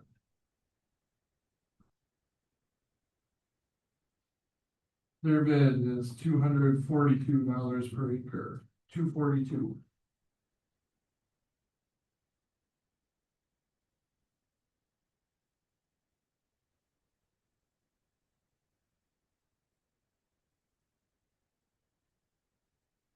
Next bid.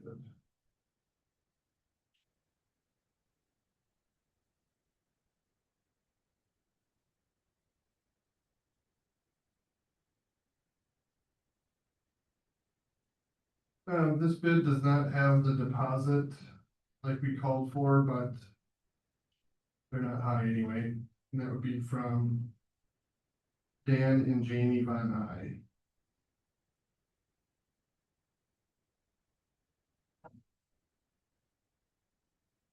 And they bid $271 per acre. $271 per acre.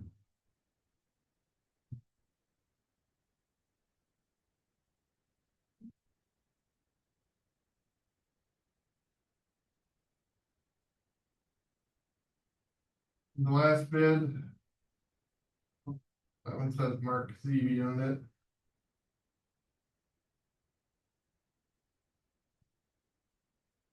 Now you got the last name. ZEBE. ZB Farms is what's added a number of times. This might be part of that, but so if you remember that name, I think they're right.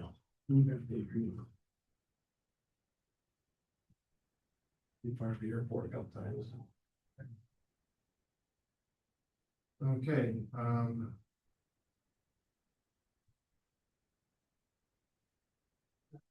so Mark Zini bid $287.04. I had to look at that one a couple times, but 287.04. Wow, so that's 46 cents separating them.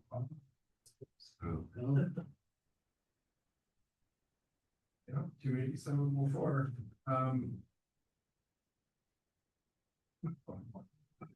How many acres is this? What are we down to? Approximately 162, it says. And this is tillable or this is hay land or what? I don't recall what this is. It's tillable, It's all tillable.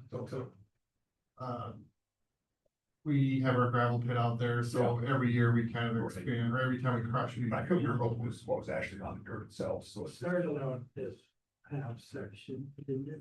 We bought 200 acres, I believe. 200. 200, yeah. Okay. So then the gravel pit, yeah. Off to that. Yeah, and part of that's right away, I think we started at Sure. 187 tillable, does that sound right? Okay, sure. How is the rental agreement set up with them as far as fertilizer, so forth, you know, the stewardship of the land?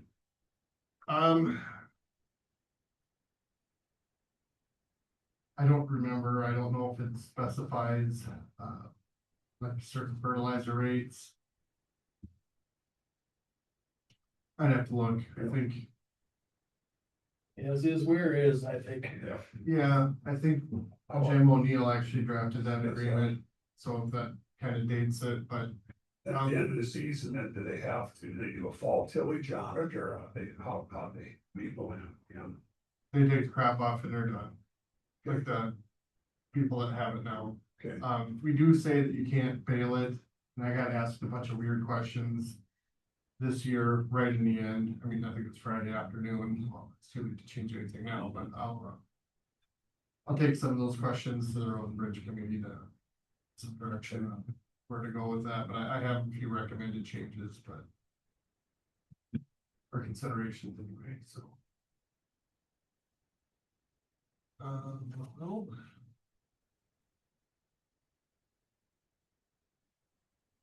Not put you on the spot, Steve, but this is so oddly close. Well, would you double check those for me, please? They're not printed, they're handwritten, so I'll make a motion to approve the highest bid. Oh, yeah, Smith, 287.50. Second. Great, for Steve's comment. Sounded to me, You know, That's a 3-year correct. Yeah, Peter deal. rent is due 1st of March every year, something like that. Yeah, I think it's 1st of March, if I remember right. We used to split it and then we got doing that, it just. Better get it from from, going, you know, Okay. Well, looks good to me. just got my anxiety cranked up a little bit since it's all close, but. Yeah. So nice. Yeah. and in your motion, if you put the dollar on it, then I don't know. Yes, I did.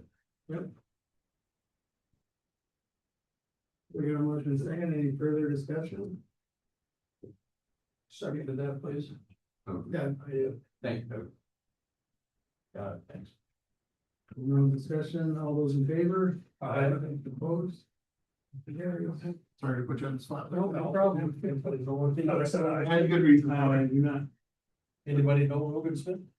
No, Never heard of them. and you said he did put a deposit in there, or whatever.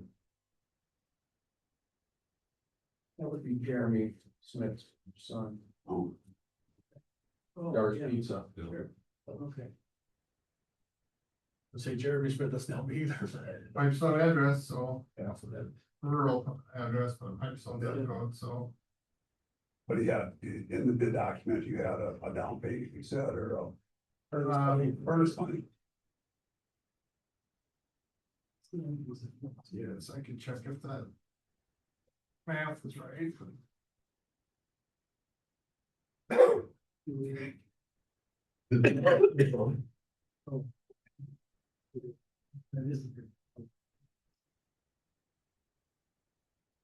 So to say my little boy, Yeah, Yeah. Good.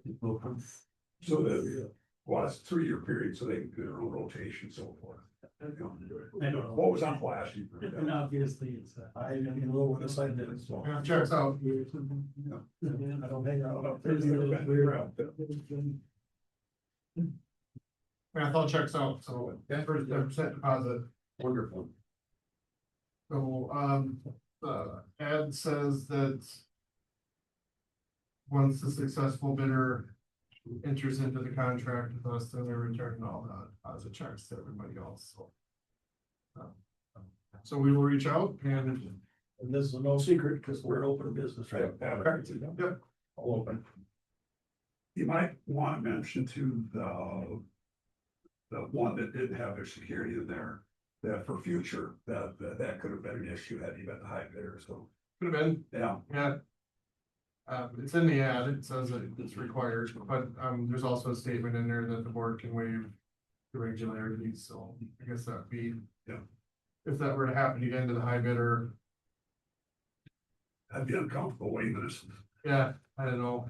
So they're the current renter, so it's like, well, they have a history of paying us, so like that would be something to consider too, but.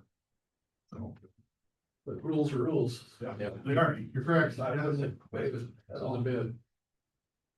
And the guys have done this enough that they should Recess know. briefly, Yeah, let's make a go break up, don't get. Got a little time. I'll get a hold of, Natalie and see if she can, get her file a little earlier too, it'd be great. Okay. For a budget. That's kind of where we're at, anyway. I think Kyle's here too. I think Kyle's in the hall. You're all right.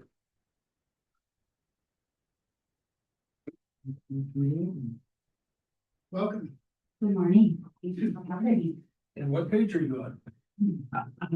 I will tell you that, my budget keeps me awake at night. I can't imagine, and mine's only one page. I can't imagine your 180 pages.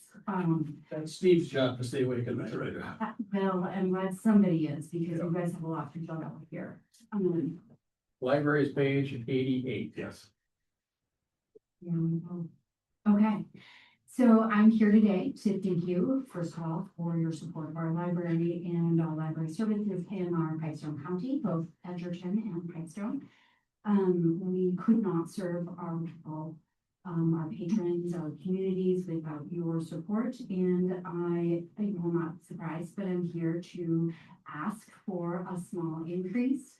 I recognize, that counties, there's the big trickle down effect, and your number of pages that you're dealing with has increased exponentially with trying to figure out how to manage some of those state and federal decreases that you've got. And so I appreciate that you are here listening to this, and give my sincere thank you for entertaining my 3% increase. So that said, I know that maintenance of effort is a conversation in a lot of counties and cities. Libraries across the state are dealing with some of that maintenance of effort. And if you are at all wanting to ask any questions about that, I maybe have some data that I can answer with. But we're hoping that that's a conversation we're having today, because our services continue to be very important for our communities.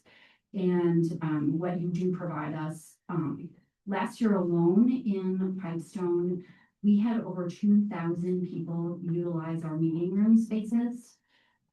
So other than that, we don't have a lot of places in Pipestone where people can just meet and conduct business, whether it's, small businesses, tutoring, sitting in the room, taking a test, doing your healthcare via telecom. We provide all of those services in those spaces. Last year alone, we have the ability now to kind of provide or figure out how much savings our communities get by using library materials. So this is materials alone. In Pipestone at Minders Library alone, our community saved $504,000 by utilizing the items, the physical items that our library has. And so that return on investment, I think that we get is huge. Non-print checkouts alone were over 1,200 for us. So think of things like projectors, hotspots,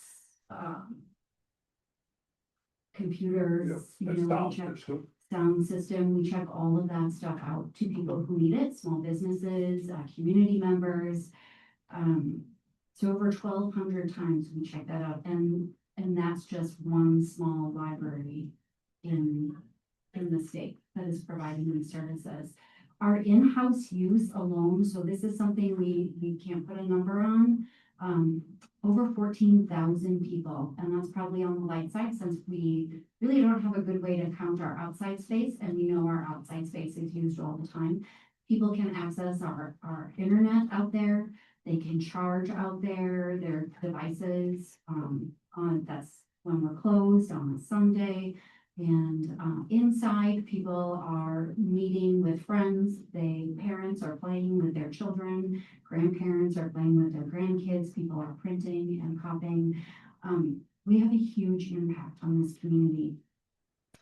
Programs, we are up in the number of attendees that we've had, and this is only through the end of July. We've had over 2,000 people attend library programs, and that's just in our physical space. We also do outreach.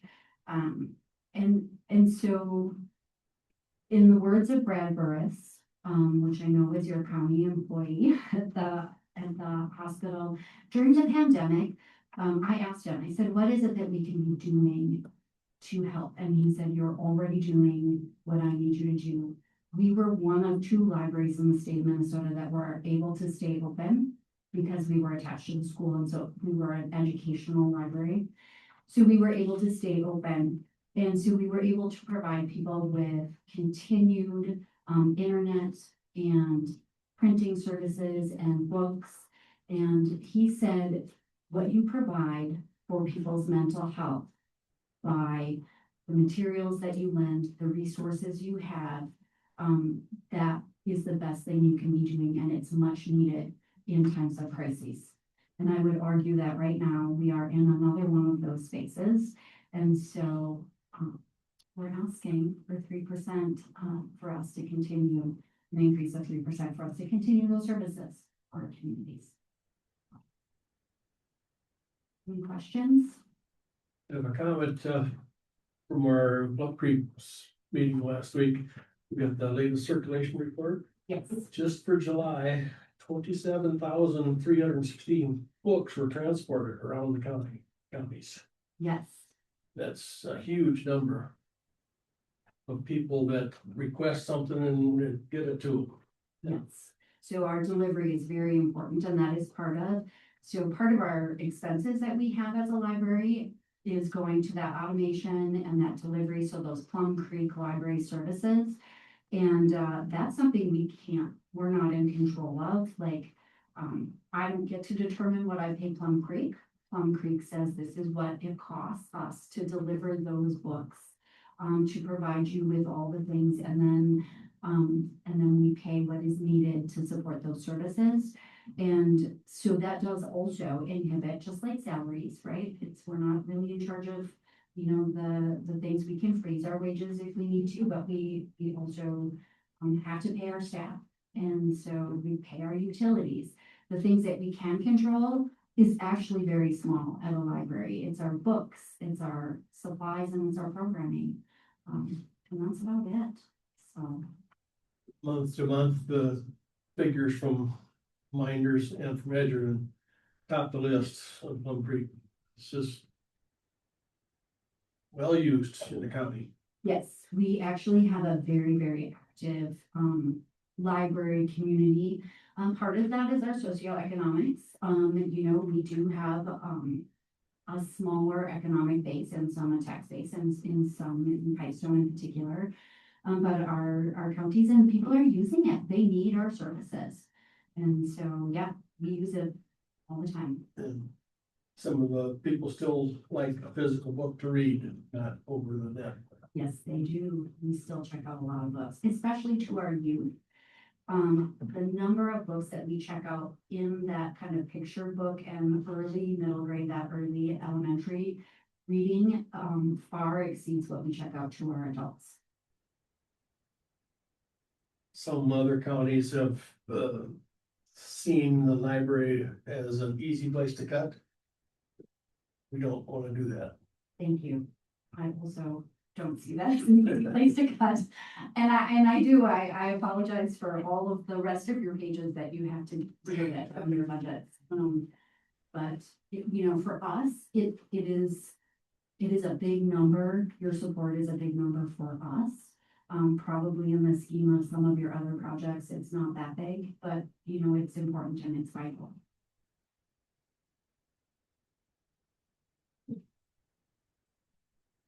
Yeah, you're providing a great service.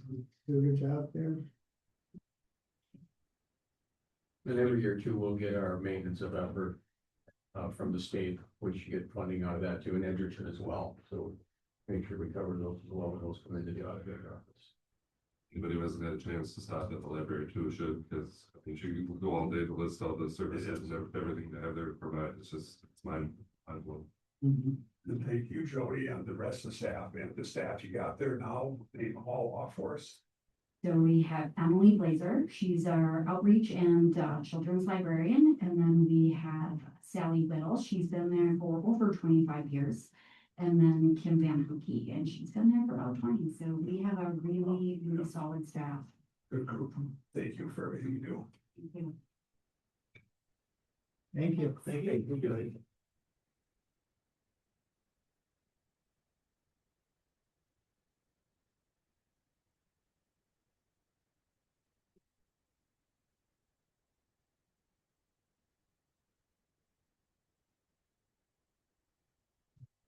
Kyle come in.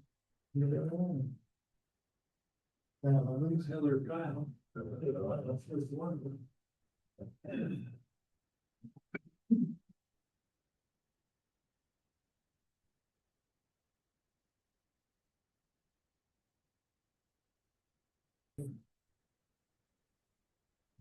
Good morning. There you are. Good morning.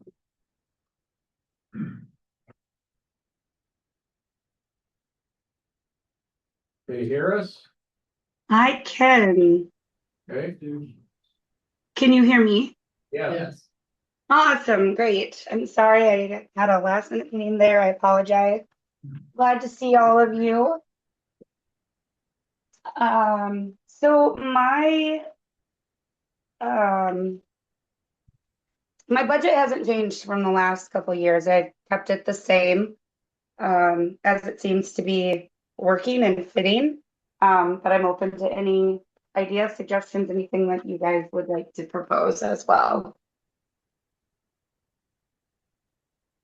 We know that, our county attorney had mentioned some costs coming up with this murder trial. Edgerton, is that gonna have any effect on your budget?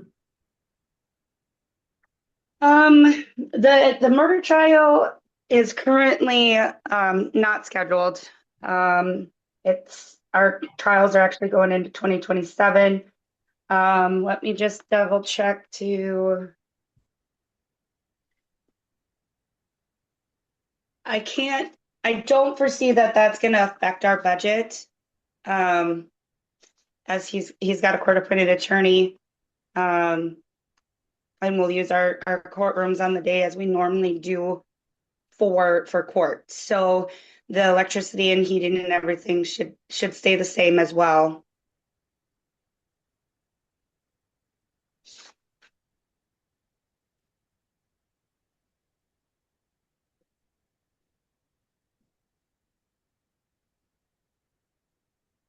Let's quick and to the point on this one. Didn't change. No change. Thank you for no change. Yes. You are welcome. You are welcome. Maybe not related to this budget exactly, but I know that over the years, there've been a lot of discussions about, security. And we've had discussions about that in the past, but the judge is very happy, very content with our security protocol here. And we're not looking at any big, huge expenditures. No, I think security is always important, especially for our judges. And the law enforcement's really good about bringing up the metal detector for our trials, and whatnot. So that's always really appreciated on our end as well.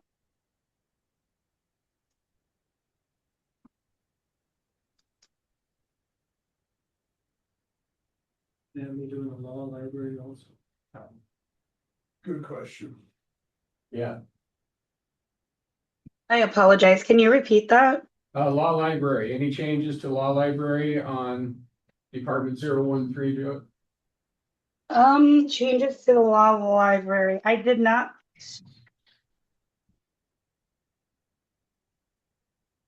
No, I have not made any changes there.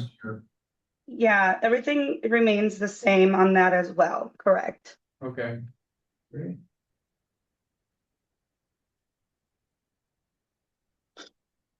And I recall with the law library, even though there's more and more electronic all the time, they're still required that we have to have the physical book here as well too, so if there's the person, especially if there's an inmate that has a request, he has to have access to any of the law library equipment, but it has to be, or excuse me, documentation. But it has to be in print form, is that correct? Right, that's exactly right. I do know that some courthouses have eliminated their law library. And that was news to me, so I was gonna do some checking on that. I guess if that is an option or something that I can bring back to you, Steve, is it best just to go to you with that? Yeah, that would be great. Yeah, if it's something that Okay. we have to provide, that would be really nice. wonderful. I mean, it's not a lot of money, but if we don't need it, we don't need it, so. And it's just a lot to maintain. Yeah, I can do some checking and let you know on that. Yeah. Yeah, the physical space, those books, those beautiful leather bound books sit there, never get opened, and then they get recycled. It's just- exactly. Yeah.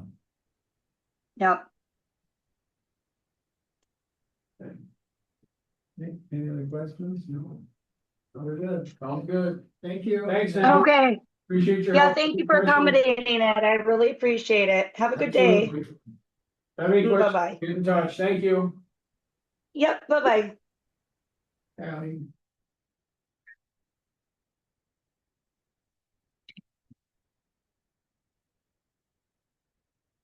I got you a summary late, but I don't know if you need it or not. Oh, for the board? Yeah. I'll run copies quick if you want. You'll be on. What are you doing first? We'll probably start with 103. Get in? I just made a few notes that Steve's making a copy of, just a few highlights. 35. Yeah, I don't have the same page numbers you guys do. Got 168 to choose from. 103 is my zoning budget. I don't really have anything significant that has changed in that account. The zoning permit fees, 5151. It's dictated by the number of permit applications that we get. So that's just a guesstimate. The one thing that I did increase, is the 6202, that one, 6241. The printing and publishing, now we are publishing our notices in all the newspapers. So I figured that's gonna at least double, if not even a little bit more, for the cost of the publishing, so. So that's the biggest thing on that one. Everything else really is the same as last year. Nothing significant there has changed. The next budget is 104.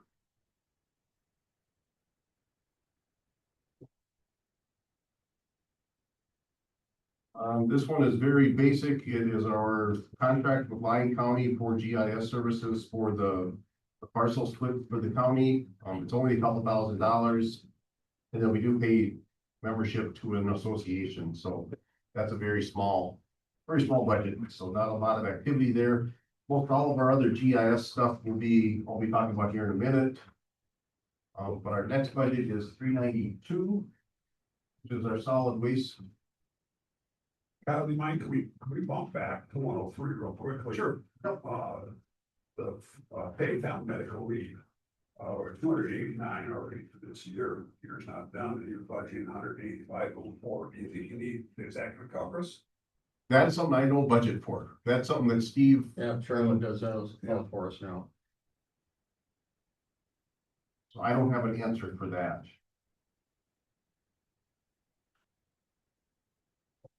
Just kind of a reminder, my wage is split between zoning, solid waste, and ag inspecting, so it's kind of split between three different budgets.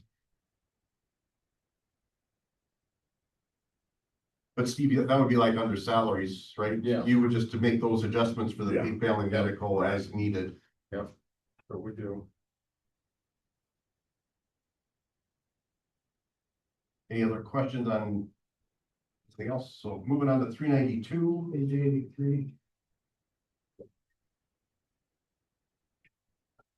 This is our solid waste fund. It's a dedicated account. Primarily made up of the revenues through our solid waste assessment. So in 27, I am expecting we're gonna get about 310,000 in for revenues from our assessment. That assessment increased the parcels being assessed at $44 by about 1,000. So I was initially estimating us to increase our solid waste assessment from 44 to 52. With the ordinance changes, we actually got more than what I was anticipating going to 52, because I was expecting to be about 278,000 a year with the $52 assessment. So we're actually doing quite a little better. Right now, our solid waste assessment or our solid waste reserve account has about 400,000 in it. I expect that'll probably go up by about 20,000 for the next couple of years. And then it'll likely be kind of flattened out after that when our new recycling contract comes in, and I'm assuming costs will be increasing. So we're gonna be basically balancing that one out at about 400,000 and kind of maintaining there for a fairly long time, I think. And then we do have that reserve if there's ever anything needed for solid waste expenditures, so. I don't know if you want to keep that much in that account or not, but I don't see anything drastic happening other than that we're just gonna have a little extra revenue for the next couple of years. Have you got any feedback from that extra charge? We did initially, there was a few people complaining, but I have not heard anything since.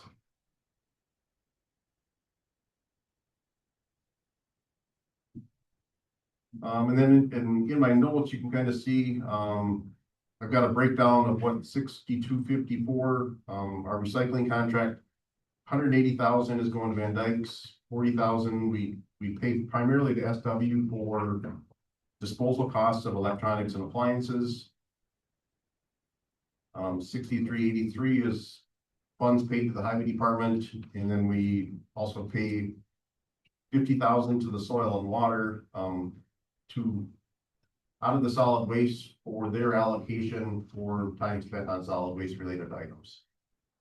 I still think we're doing it right, though, as far as collecting the fee and then taking all their hazardous waste at no additional fee.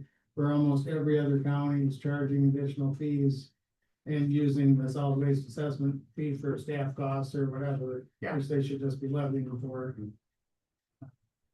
No, I definitely think it's the right way to do it too, and it's, Right. at least that way everybody feels like they're able to get You're some getting value out of something for it. that fee, Right, because anyone can dispose of whatever they want. right. Yeah.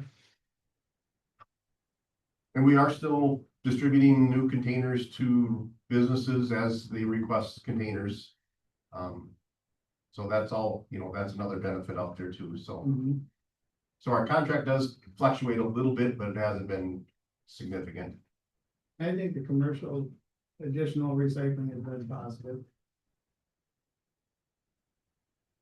And then we did just get done with our solid waste plan update. That'll be coming to the board here in the near future.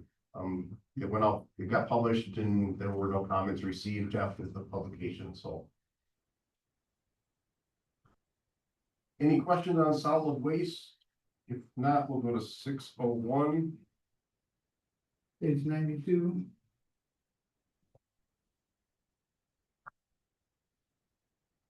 A lot of the revenues, the 5309 and 5332 are passed through. They're the natural resources block grant.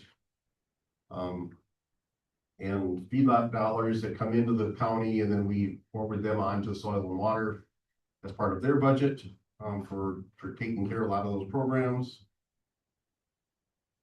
2818 5215. We're still getting our 92,000 from the legislature for the buffer enforcement, preparing aid enforcement, which I was expecting that to go away, but it has not. Right now, our buffer aid fund has about 592,000 in it. I did make an adjustment. I don't know what yours says, but mine, I did increase the professional services to 98,000. Yours probably says 10. So that will be 98,000. We have a contract with RDC for our comp plan update of 88,000. That's either going to be done late next year or possibly 2028. So that was where I was planning to have that expenditure come from. Well, it'll pretty much zero out this next year's allocation. However, the 35,000 that I budgeted last year for professional services really wasn't used. I used the public land surveys grant to update our GIS software. So we didn't have to have that expenditure. And then I did also have a higher expenditure in our computer software. We're now flying pictometry every other year, so we've got about a $33,000 bill each year. But last year this year we had to pay off the previous flight that had 22,000 remaining on it too. So we had the 33, the 22, and then another 12,000 that we pay for software maintenance. Do you anticipate continuing that pictometry flights? There's no replacement for Nothing as of yet. There's other companies that do fly, but they don't, they just give you the imagery. They don't have the software package. The biggest benefit from pictometry is we get the imagery, but everyone in the courthouse primarily uses their Eagle View software as the viewing software. Right. So everyone is using that to look at the maps and the parcels. And we'll soon have the current addresses on there also. We've got addresses there, but they're the old ones. So, But from a technology standpoint, is the satellite imagery as good as, if not better than the aerial? probably, but it's not accessible and I don't know what the cost would be. So it's not a package that you can actually just go out and buy. Okay. I don't know, personally, I'm really impressed with the images from pictometry. Boy, it is great. I'm trying to see if we can save some I money. didn't know you know, the multiple angles from every Yeah. side too. I think that's really beneficial Yeah. too, so. Yeah, so I don't see that going away. But I guess the big thing there to realize is that even spending the 88,000 on our comp plan, I'm expecting us to spend about 55,000 a year towards pictometry costs, our GIS software costs, and paying Pro West some dollars to maintain our Arc Enterprise server. We're still looking at having adequate dollars there and that with those expenditures for probably 10 to 15 years. With that buffer enforcement money is not knowing if it'll continually come in or not too, so I'm surprised how fast that built up, but it's a fair amount of money there that's sitting there. And I guess I'm using the justification that the mapping is, we're using that for the buffers and the GIS software is benefiting the county and tracking things too, so. I'm not sure what other counties are spending their GIS buffer monies on, so. I know we were quite concerned about taking on that responsibility of the buffer strip enforcement. When we looked at that a few years ago. Because if I remember right, we had the option that we could administer and the state would administer. Right, But actually, it's worked out quite well, hasn't it? we haven't, I've sent some enforcement letters, and gotten compliance, so we haven't had to go to court or do anything like that, so. I know the counties that have had some issues, they've transferred the responsibility back to the state. Really? To do the enforcement and then they can take it back on, so it's like. Giving it to the state, but it doesn't make a lot of sense, but. Again, because it's our neighbors, it's our people, I like, Yeah. we administer it ourselves instead of having the state step in. Yep, and then just a comment, 2826, 51. It's 80,000 there, that's our septic monies, so we have 80,000 going out, and then we have about 80,000 coming back in through assessments on properties, so that money continually revolves in that account. So that's worked out very well. As a reminder, those are outside of the levy. Yep.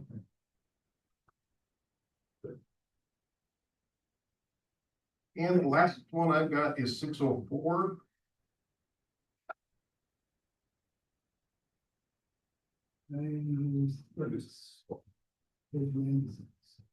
The only comment on this one, this is our ag inspecting account. Legislature did approve some new monies towards this. We did apply, and I will be submitting an invoice for this year. The current grant dollars that are available equate to about 10,300 for Pipestone County, assuming we have adequate expenditures to request that back. So 5304, I budgeted 10,300 with the anticipation of that'll be what's available to get in grant dollars. So new monies, kind of for what we've been doing in the past. Nothing's really changed other than now we get a little money. How much work do they make you go through to get that? They're saying a minimal, but you still need to track your time, submit, the reports and things like that, so. Some of those, you just wonder if, if you add up how much time you have to spend recording all that stuff. This one isn't too bad. They've kept it pretty simple and most all of the 10-3 is just, I'm just saying I put down staff time, so. Good.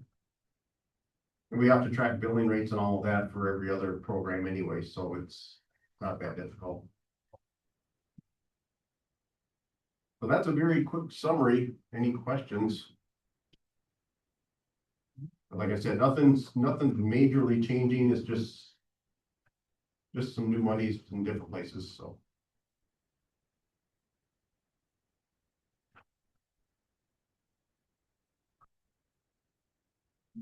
No other questions? Well, thank you. Great, thank you much.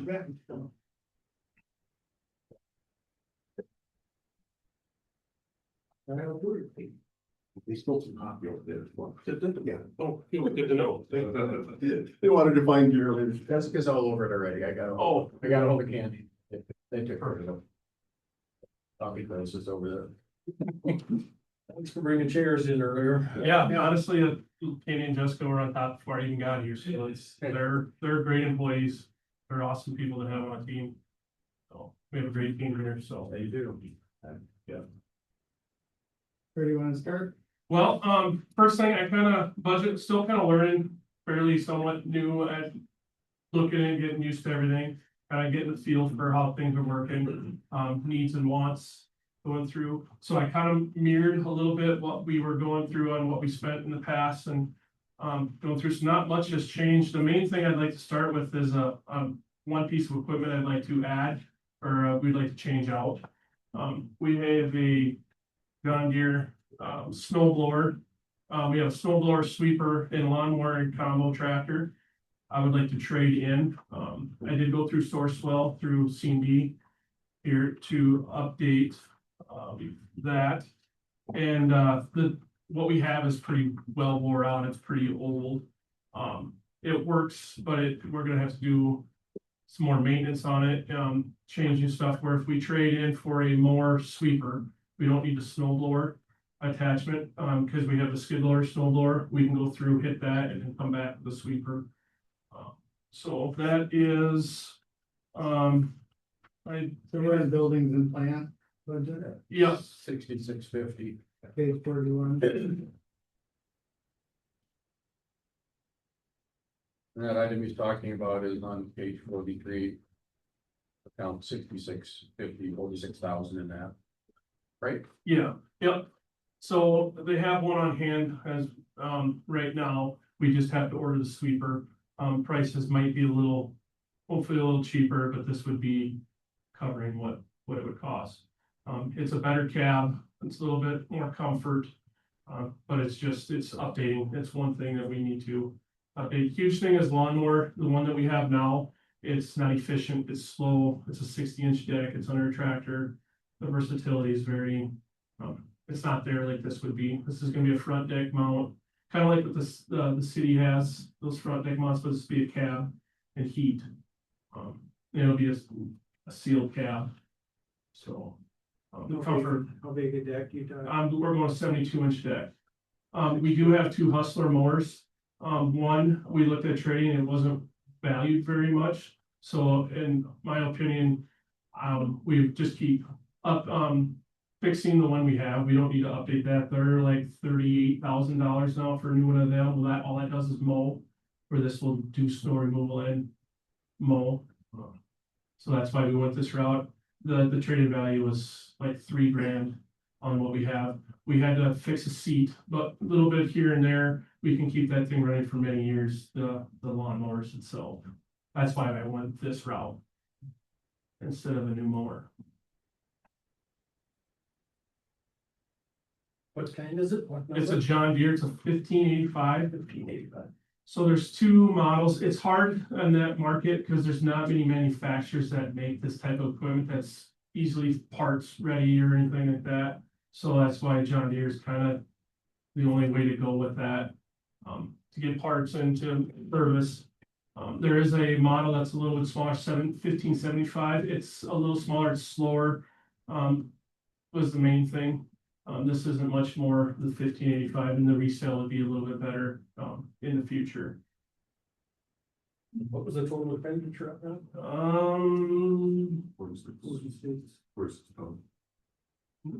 I got, so the return I got, it's all kind of broke down here in mine, what I got. They were gonna give us 10,000 for our current machine. So.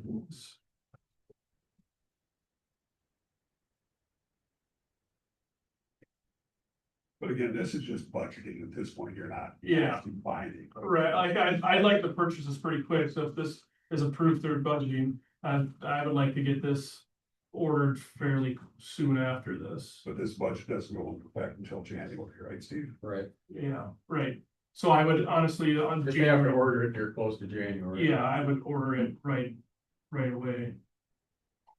So how long does it take you to get one? Well, they have some on hand, which they're trying to like kind of hold, but it's only so much, so, the sweeper's 6 weeks, but the mower and machine usually are pretty easily to get. Depending on the season, which now we're getting to the end of the mowing season, which those should be available. Well, for equipment though, for the 26 budget, you had 20,000 allocated. Yeah, and And it looks like zero actually used. yeah, and I didn't purchase anything on that for the fact of just, But my thought process is you got monies available yet for the 26 budget, so what you talked about for equipment wouldn't have to come out of the 27. I'd have to take a little bit, correct, I could take a little bit out of this. Just trying to be, and I'd rather have more allocated than what I actually need. Right. Just trying to be a little tighter, I know things are getting tighter and tighter where we're going, so. Just trying to plan. So we could maybe decrease that a little and use the 20 from this year as 20 of that. Correct. And you know, you're not being done, you never know what goes through here, I just, You don't anticipate. I'm not anticipating anything going now, because we're getting to the end of this mowing season, where, So we could go down to 26. 22nd. you know.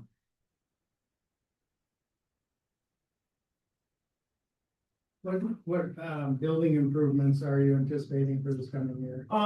One is the air compressor, we're still trying to iron out the fire alarm on that, where we have a pneumatic air compressor here in the courthouse.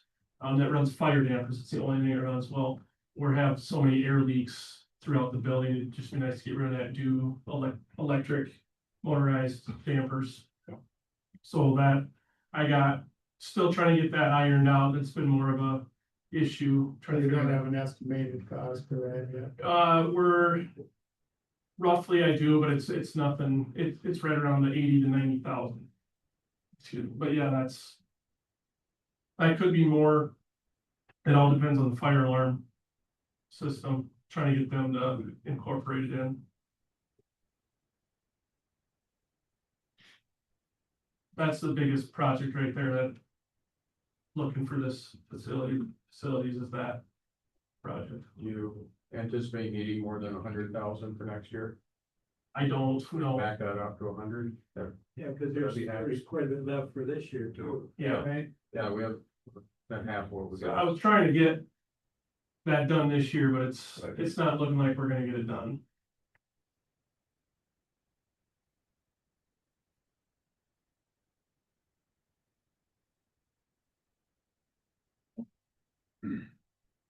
Hope if we have an emergency, it's not in the budget, we have reserves, You know, gotta keep the buildings going regardless. Oh, getting things ironed out with Johnson Controls and some of the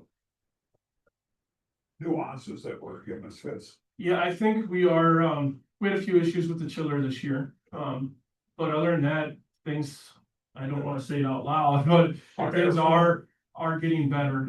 Yeah. Little more control. We found a few issues with some controls that we got ironed out, got fixed. Southwest Human Services, that was a big issue. It's still not great, but it's a lot better than what was in the past. Oh, speaking of that too, Steve, have you allowed for that with Southwest Health Human Services where we're changing that base agreement? Where the utilities, because right now we're paying the utilities on that. And is that going to change? Okay. Continue to pay that. I know there was talk of, Yeah, like, the rentals might change a little bit on how that. when the rent did change, they increased it dramatically. for us. Yes. On our Okay, so case, we were way way under, low, we were way low. and that's still Our discussion. trash bill is not expensive out there. Yeah. Look at it. I'm just curious about 6251 electricity. We've been budgeting 60 and 65,000. I've been hitting 58,000 last year.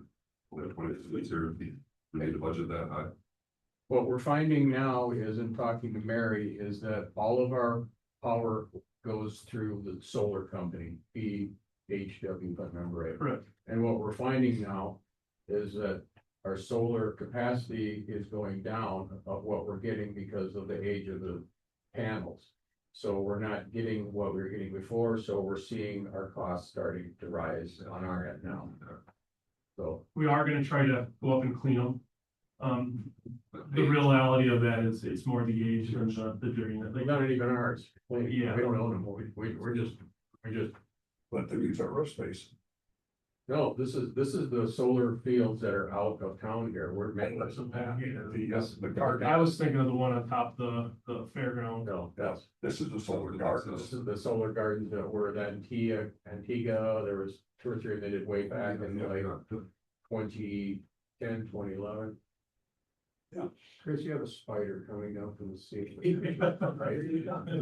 Right there, see it coming down? Up and sat down beside her. You wanna clap? I think.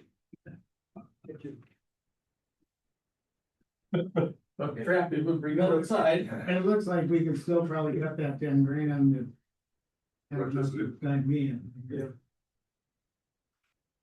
Right, I see one too, Kyle, the 6410 general supplies. Yeah, Relative 40, haven't been spending that.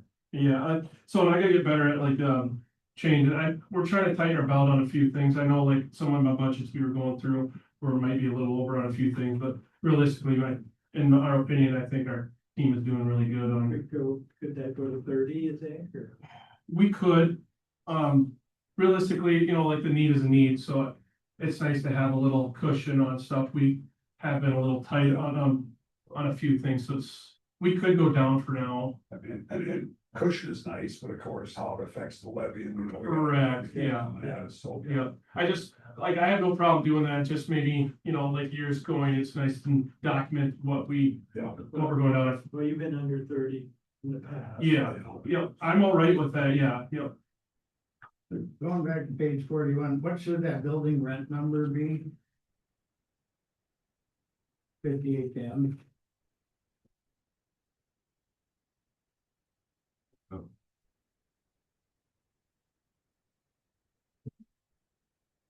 So this year we had an additional, that won't come back for a few years, we had that additional show. I think is a lot of the contribution, but I'm not for sure on where a lot of that's coming from. Yeah, what was that big increase? Is that from the family service building I think that's like, was a fairgrounds rental? Well, some of that, Fairgrounds would be under fairgrounds. yeah, Would be so under that's not building that. plan.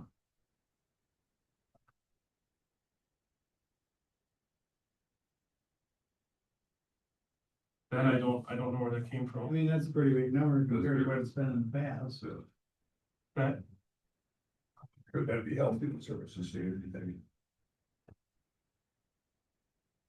No, that's all budgeted out of the building out there. You know, unless it got put in the wrong account or something. I'll make a note to check with Mary on that Check on one. that. yeah, it's good. Get a print out of that. Another one on page 42, 6301. Maintenance and repair of building and grounds. And I understand you have some number in, but just looking at the last 2 years. It seems like it could be half that. yeah, and that would be okay. Thinking back, that's probably historically, back when I was in building grounds, when we were doing a lot of the updates to the building, I think we're budgeting for, we're out of that, but that's been done over 2 years, like Yeah. HVAC and all that, so. So the big thing, like out of that one, that would be like this project with the air compressor, I'd probably. But I mean, we have that under building. Yeah, we have, improvements. yeah, maintenance repair, yeah, honestly, we could knock that down quite a bit. They say you're doing some tree Like how removal quite a down bit. there. Yeah. Have you noticed there's some of the bases of our trees been getting beat up with weed whackers? Yeah, it's the mower, that's what it is, we're getting too close. When you say quite a bit, define that. Well, the problem is the birch trees, they're softer bark, so if you get remotely even touch them, it kind of peels the bark a little bit. So if you hit it, just tap it once, that's the problem we're That's having really with our hard. brush trees. Yeah. We did cut 3 down today because they're rotten, like his saw didn't even work. It's the ash tree, so there's 3 more on the front. That'll be another thing to keep an eye on, but that's about $1,000 a tree on average what that cost to cut them out. So it's not huge. Probably not germane to this, but with the base of trees, if you thought about putting edging around it instead. Yeah, we're looking at getting like mulch. Yep. There's a mulch you can get that has like a weed, it's not necessarily a weed killer, but it prevents from weeds or grass growing, just kind of. As that, so we were looking at covering the younger trees for sure with that. That part. Yep, just so we're not mowing right next to it. So that 6301, could that be a number less than 50? Yeah, realistically, yeah, it's hard to budget for the future, so yeah, I would say it's realistically right now, absolutely, we could. 20? I would like to keep it at maybe 30, because I just hate to cut it down so low. I understand. Yeah, we're just looking for everything we can find. Right, exactly, yep, I get it. What do we know about our Johnson Controls contract for 27? We're supposed to be having a meeting with Dean. Yeah, I think when he's thinking possibly, The buildings, Carol's committee and you and I together with that. yeah, he was talking possibly next week sometime. That's where that's coming out of for Johnson Controls, that count 65. I'm just looking at this too, I'm wondering if 6343, that shows a little there, I wonder if that's where building rents got. From the page 41, that should have been at that line, that's why that line is so funny. That could be. I bet you're right, because that's, If you add that there, then it's pretty much all balances out, yeah, well, or closer. or closer. Yeah. So I bet that's where Mary might have quoted that one. Yeah. Which is fine. See it. And that's one thing working with Mary, me and Mary had a conversation, some of these codes are so close, Yeah, man. they sound the same, so we gotta get better at. Both had rent and. Yeah. So, Yeah, so me and Mary have talked, we need to sit down and go through some of these codes. Your gas and diesel, other fuels, you comfortable dropping that by 1,000, take it down to 1,500, but 500? Yeah, it helps that it's been dry, so we're not mowing quite as much, and like snow Yeah. removal, that takes a lot of fuel. But I think we could trim that quite a bit too. I know like on our snow removal, we're sitting pretty good anyway, but last year, yeah, we didn't have that much snow.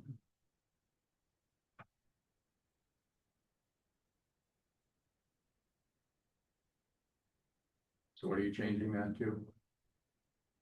Or you're gonna leave it alone? Go from 2,500 down to 1,500, is that doable for you, think, or?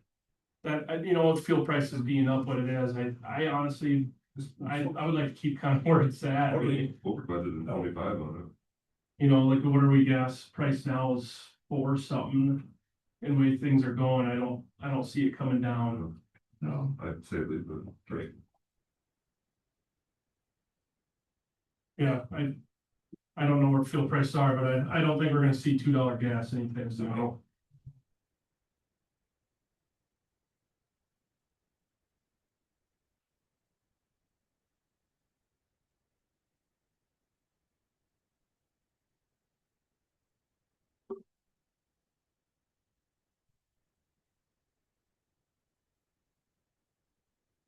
The one thing with, so like on 6410, we're pretty light on that. We're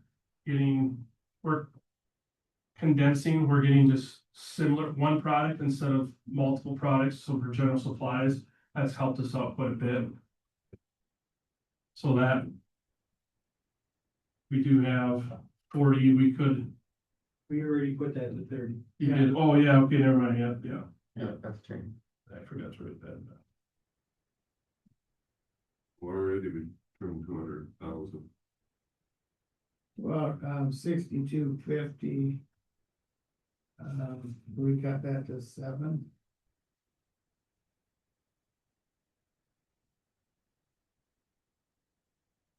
Well, I know water and sewer prices aren't getting any lower. No, I don't. Last 2 years actual, We could cut, I say it becomes goes to 6, well, or 7. 7, yeah. Sewer percent. 7. Yeah.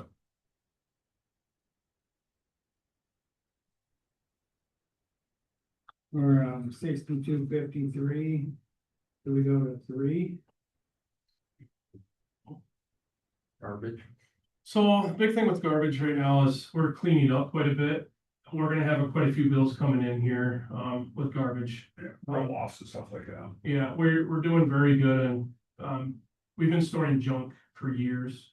And now we're starting to, like fairgrounds. We're is gonna get rid huge. of it finally? Of course, Yeah. that'll be this year yet. though. Yeah, Yeah. right. We're talking next year. Yeah, it all depends on how much we get done this year. We could probably shave off.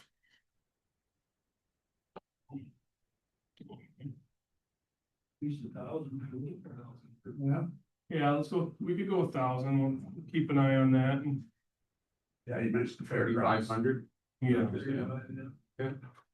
The fairgrounds does look much nicer. They just get rid of that. Yeah, and stuff. that's a team effort, and we've been doing very good, and just, the problem is that's dumping grounds, and we just gotta stop that. A lot of times they're trying to do an auction, well, a lot of the stuff is just garbage anyways.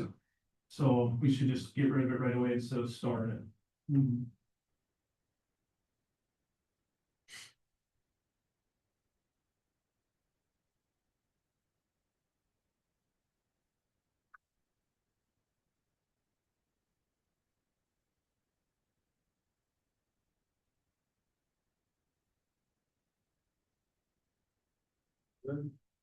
Fairgrounds.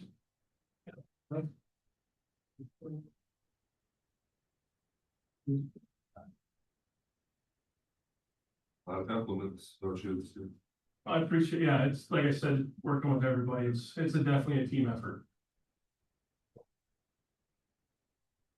First thing on that is 5810 building rent. That's at a -200, and we've been getting lots more than that. I just think that maybe that's supposed to be like something else not there, or is that 20,000, or what were you doing there? Yeah, that's the one we saw for, we saw that we were over on going around. Trying to- Oh, cause that was. I don't know, So we have cattle shows. yeah, 200 doesn't make sense. And you let people store their campers. Yeah, that's there. a good, that's probably the majority of the portion there is the Yeah, camper yeah. storage. That's a pretty big deal now, isn't it? I mean, Last year we had quite a few more, Yeah, so. Did all of them get picked up? There was like 1 or 2 that were still sitting there all summer. There is one that does get paid for all summer, but there is some that don't, and, in the past, I'm sure that was just, people just say open lot, they go, oh, we'll just put it here for a while. So we did have contacted a few and they paid it off pretty quick. But there is one, I think it's $20 a month that they pay to keep it out there all summer, and they're understanding during fair that they have to take it off, so. Back to the building rentals, what was that other line item where we're way over? Didn't come on building rentals, maybe that's what happened. What do you know? They couldn't go to fairgrounds. That was the 5810 one. Yeah. Yeah, I don't, So you want 7,000 in there, all right? yeah, I think 7,000 is good.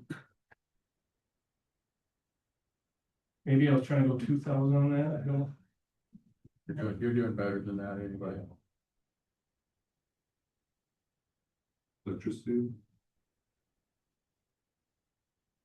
We've gone down a little bit over the years. I suppose that's year to year, we don't have much for you. Right. Yeah. I mean. We're substantially a little bit more, we could shave a little off that, maybe 10. I would say go to 10, that's what I was thinking. Then there's been some rodeos and stuff too, that they brought in other campers and stuff too, that. Yeah, they're supposed to pay rent when they do that. Yeah. It's hard to police some of that. What type of projects are we considering at the fairgrounds this coming year? So I had a conversation with the fair board, with Skip, and we went through priorities, what we would like. there is wants and there's essentially a need. The biggest thing is the horse barn. Yeah. I actually had an engineer come in and help me look at a few buildings. That one by far, if it wasn't for the horse stalls, it falls down. That's what I've heard. Yeah, so that one, I'm getting together with a few of the horse people and we're just getting pricing together. I'm trying to get them to start fundraising and trying to get something rolling on, but that horse barn needs, in the next 3 years, I would say for sure.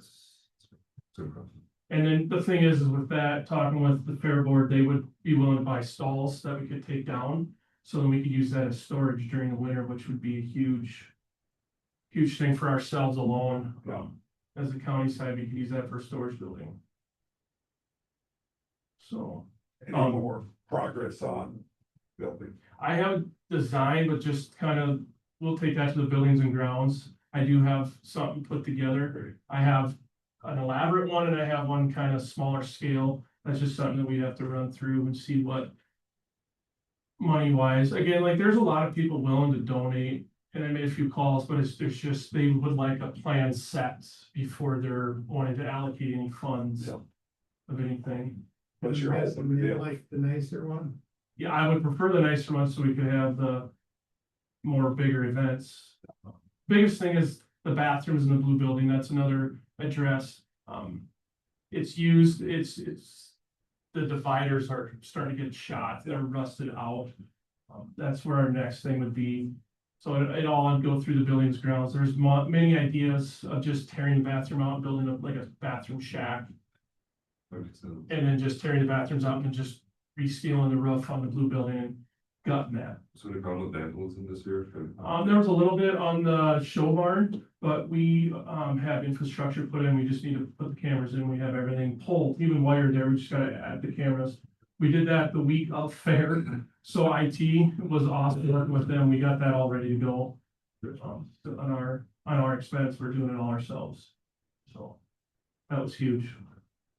It's a lot of labor when you talk about pole wires like that. Yeah, it's. Labor costs. Yeah, and we did it all ourselves, which saves a ton of money doing it instead of hiring all that out. So, I know I had a few pushback on that we're doing it ourselves. It's what we're hired. Pushback, contractors? A few, yes, Yeah, fair with that. Do it yourself. yeah. It's a hard thing to do. Yeah, and it's all legal, like we did it all legally. We're not adding electrical or anything. This is all low voltage, all legal. Yeah. So 100%. Yeah, I do take a lot of criticism on that side, but it goes through one ear and out the other. It doesn't. That's why we hired you. Yeah, right. That's to save money, realistically, right? Yeah. And honestly, it's pretty easy to do. Yeah. Like the online shops, highway shop. I've been working with Nate a lot. Working very good with the highway shop, trying to help them out, save them costs in their end as well. So. That's one thing though, like budgeting, it's kind of hard. We're still trying to figure that out on what. I get why we do it, but like my time, I can't charge my time towards the highway shop, but material they have been buying and paying for material that we've been working with them. Which they shouldn't. Yeah, it's just, it's sometimes hard. The more I do for them, the more I take away from here, which the two people that I have working underneath me has been picking up that slack. They've been doing very well, but it's a little bit where I put more time out there than not here. Yeah. So it does have a little weight on the shoulders of my two colleagues. But it's been working out pretty good. We're still figuring that out, how much we need to do out there. Yeah. Working with them.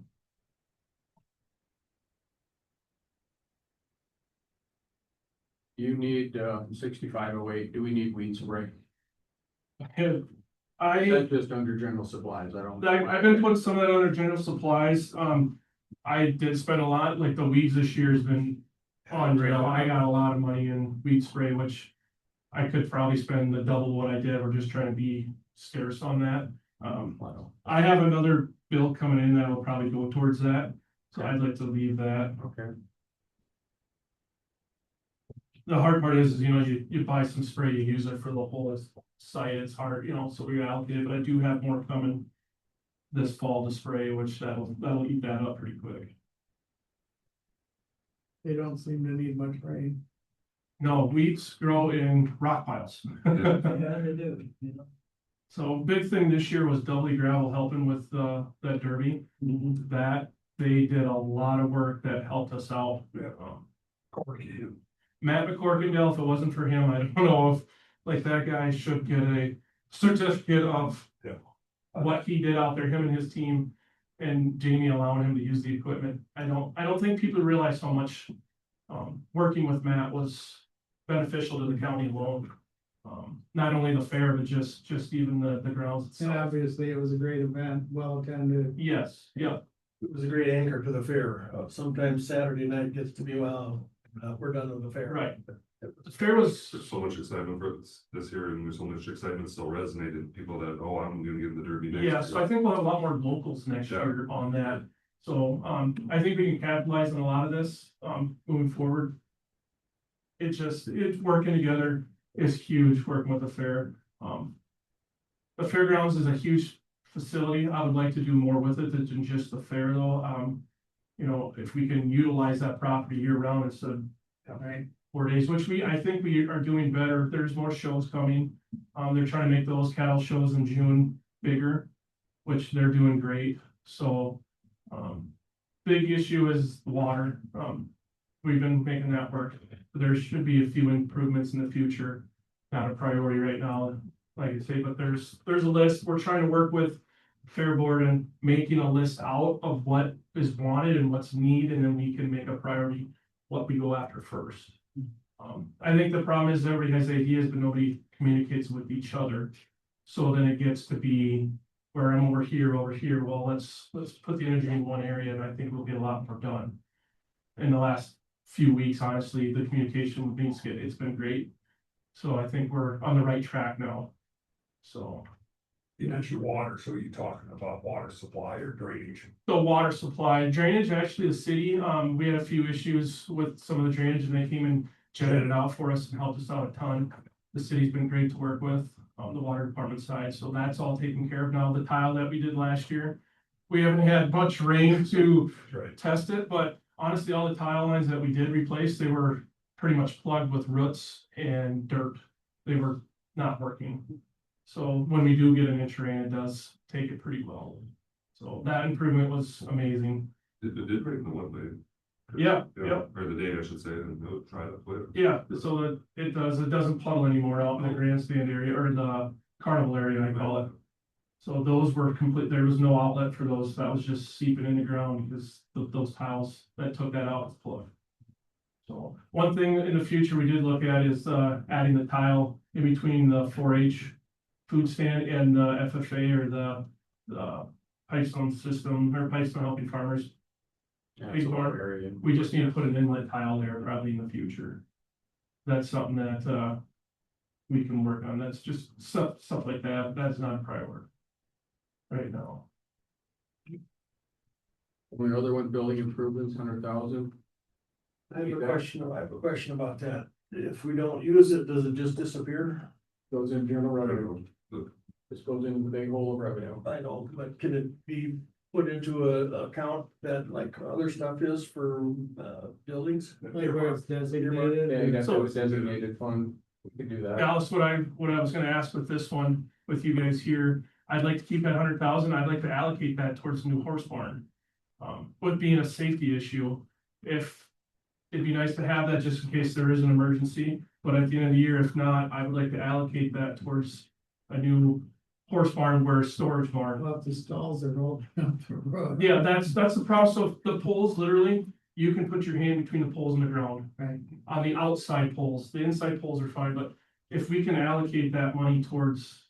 6605, get part or all of it into 6603, which is building acquisition or construction. Yeah, we could roll that over if we can, if that's allowed. That's the question I was gonna have for you guys today. Is if we could roll that into a building fund. And it would benefit more than just a horse barn. We could use that as storage, which is needed. We've already got a 2806, 6481 for restricted equipment. So if we get with the man on that, we could do a building improvement restricted type of thing. So Let's talk about building a new maintenance shop down the road too. That's a good idea. I haven't had to.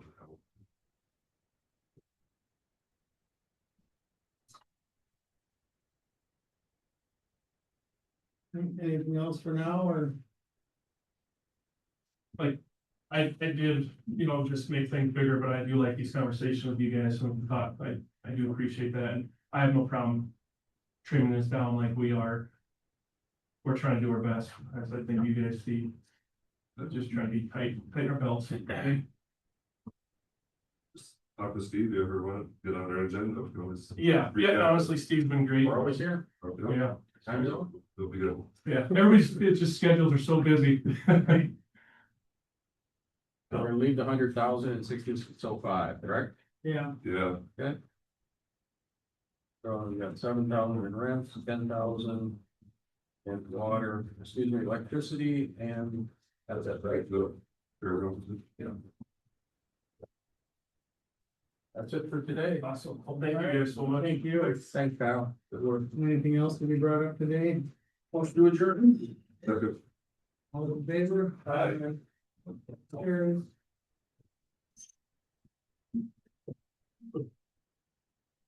We're still recording. Yeah, 1 second.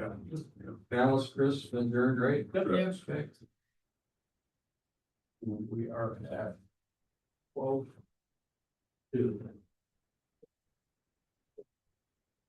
One by. Thanks for sitting, that down. Yeah, it's interesting. Where do you think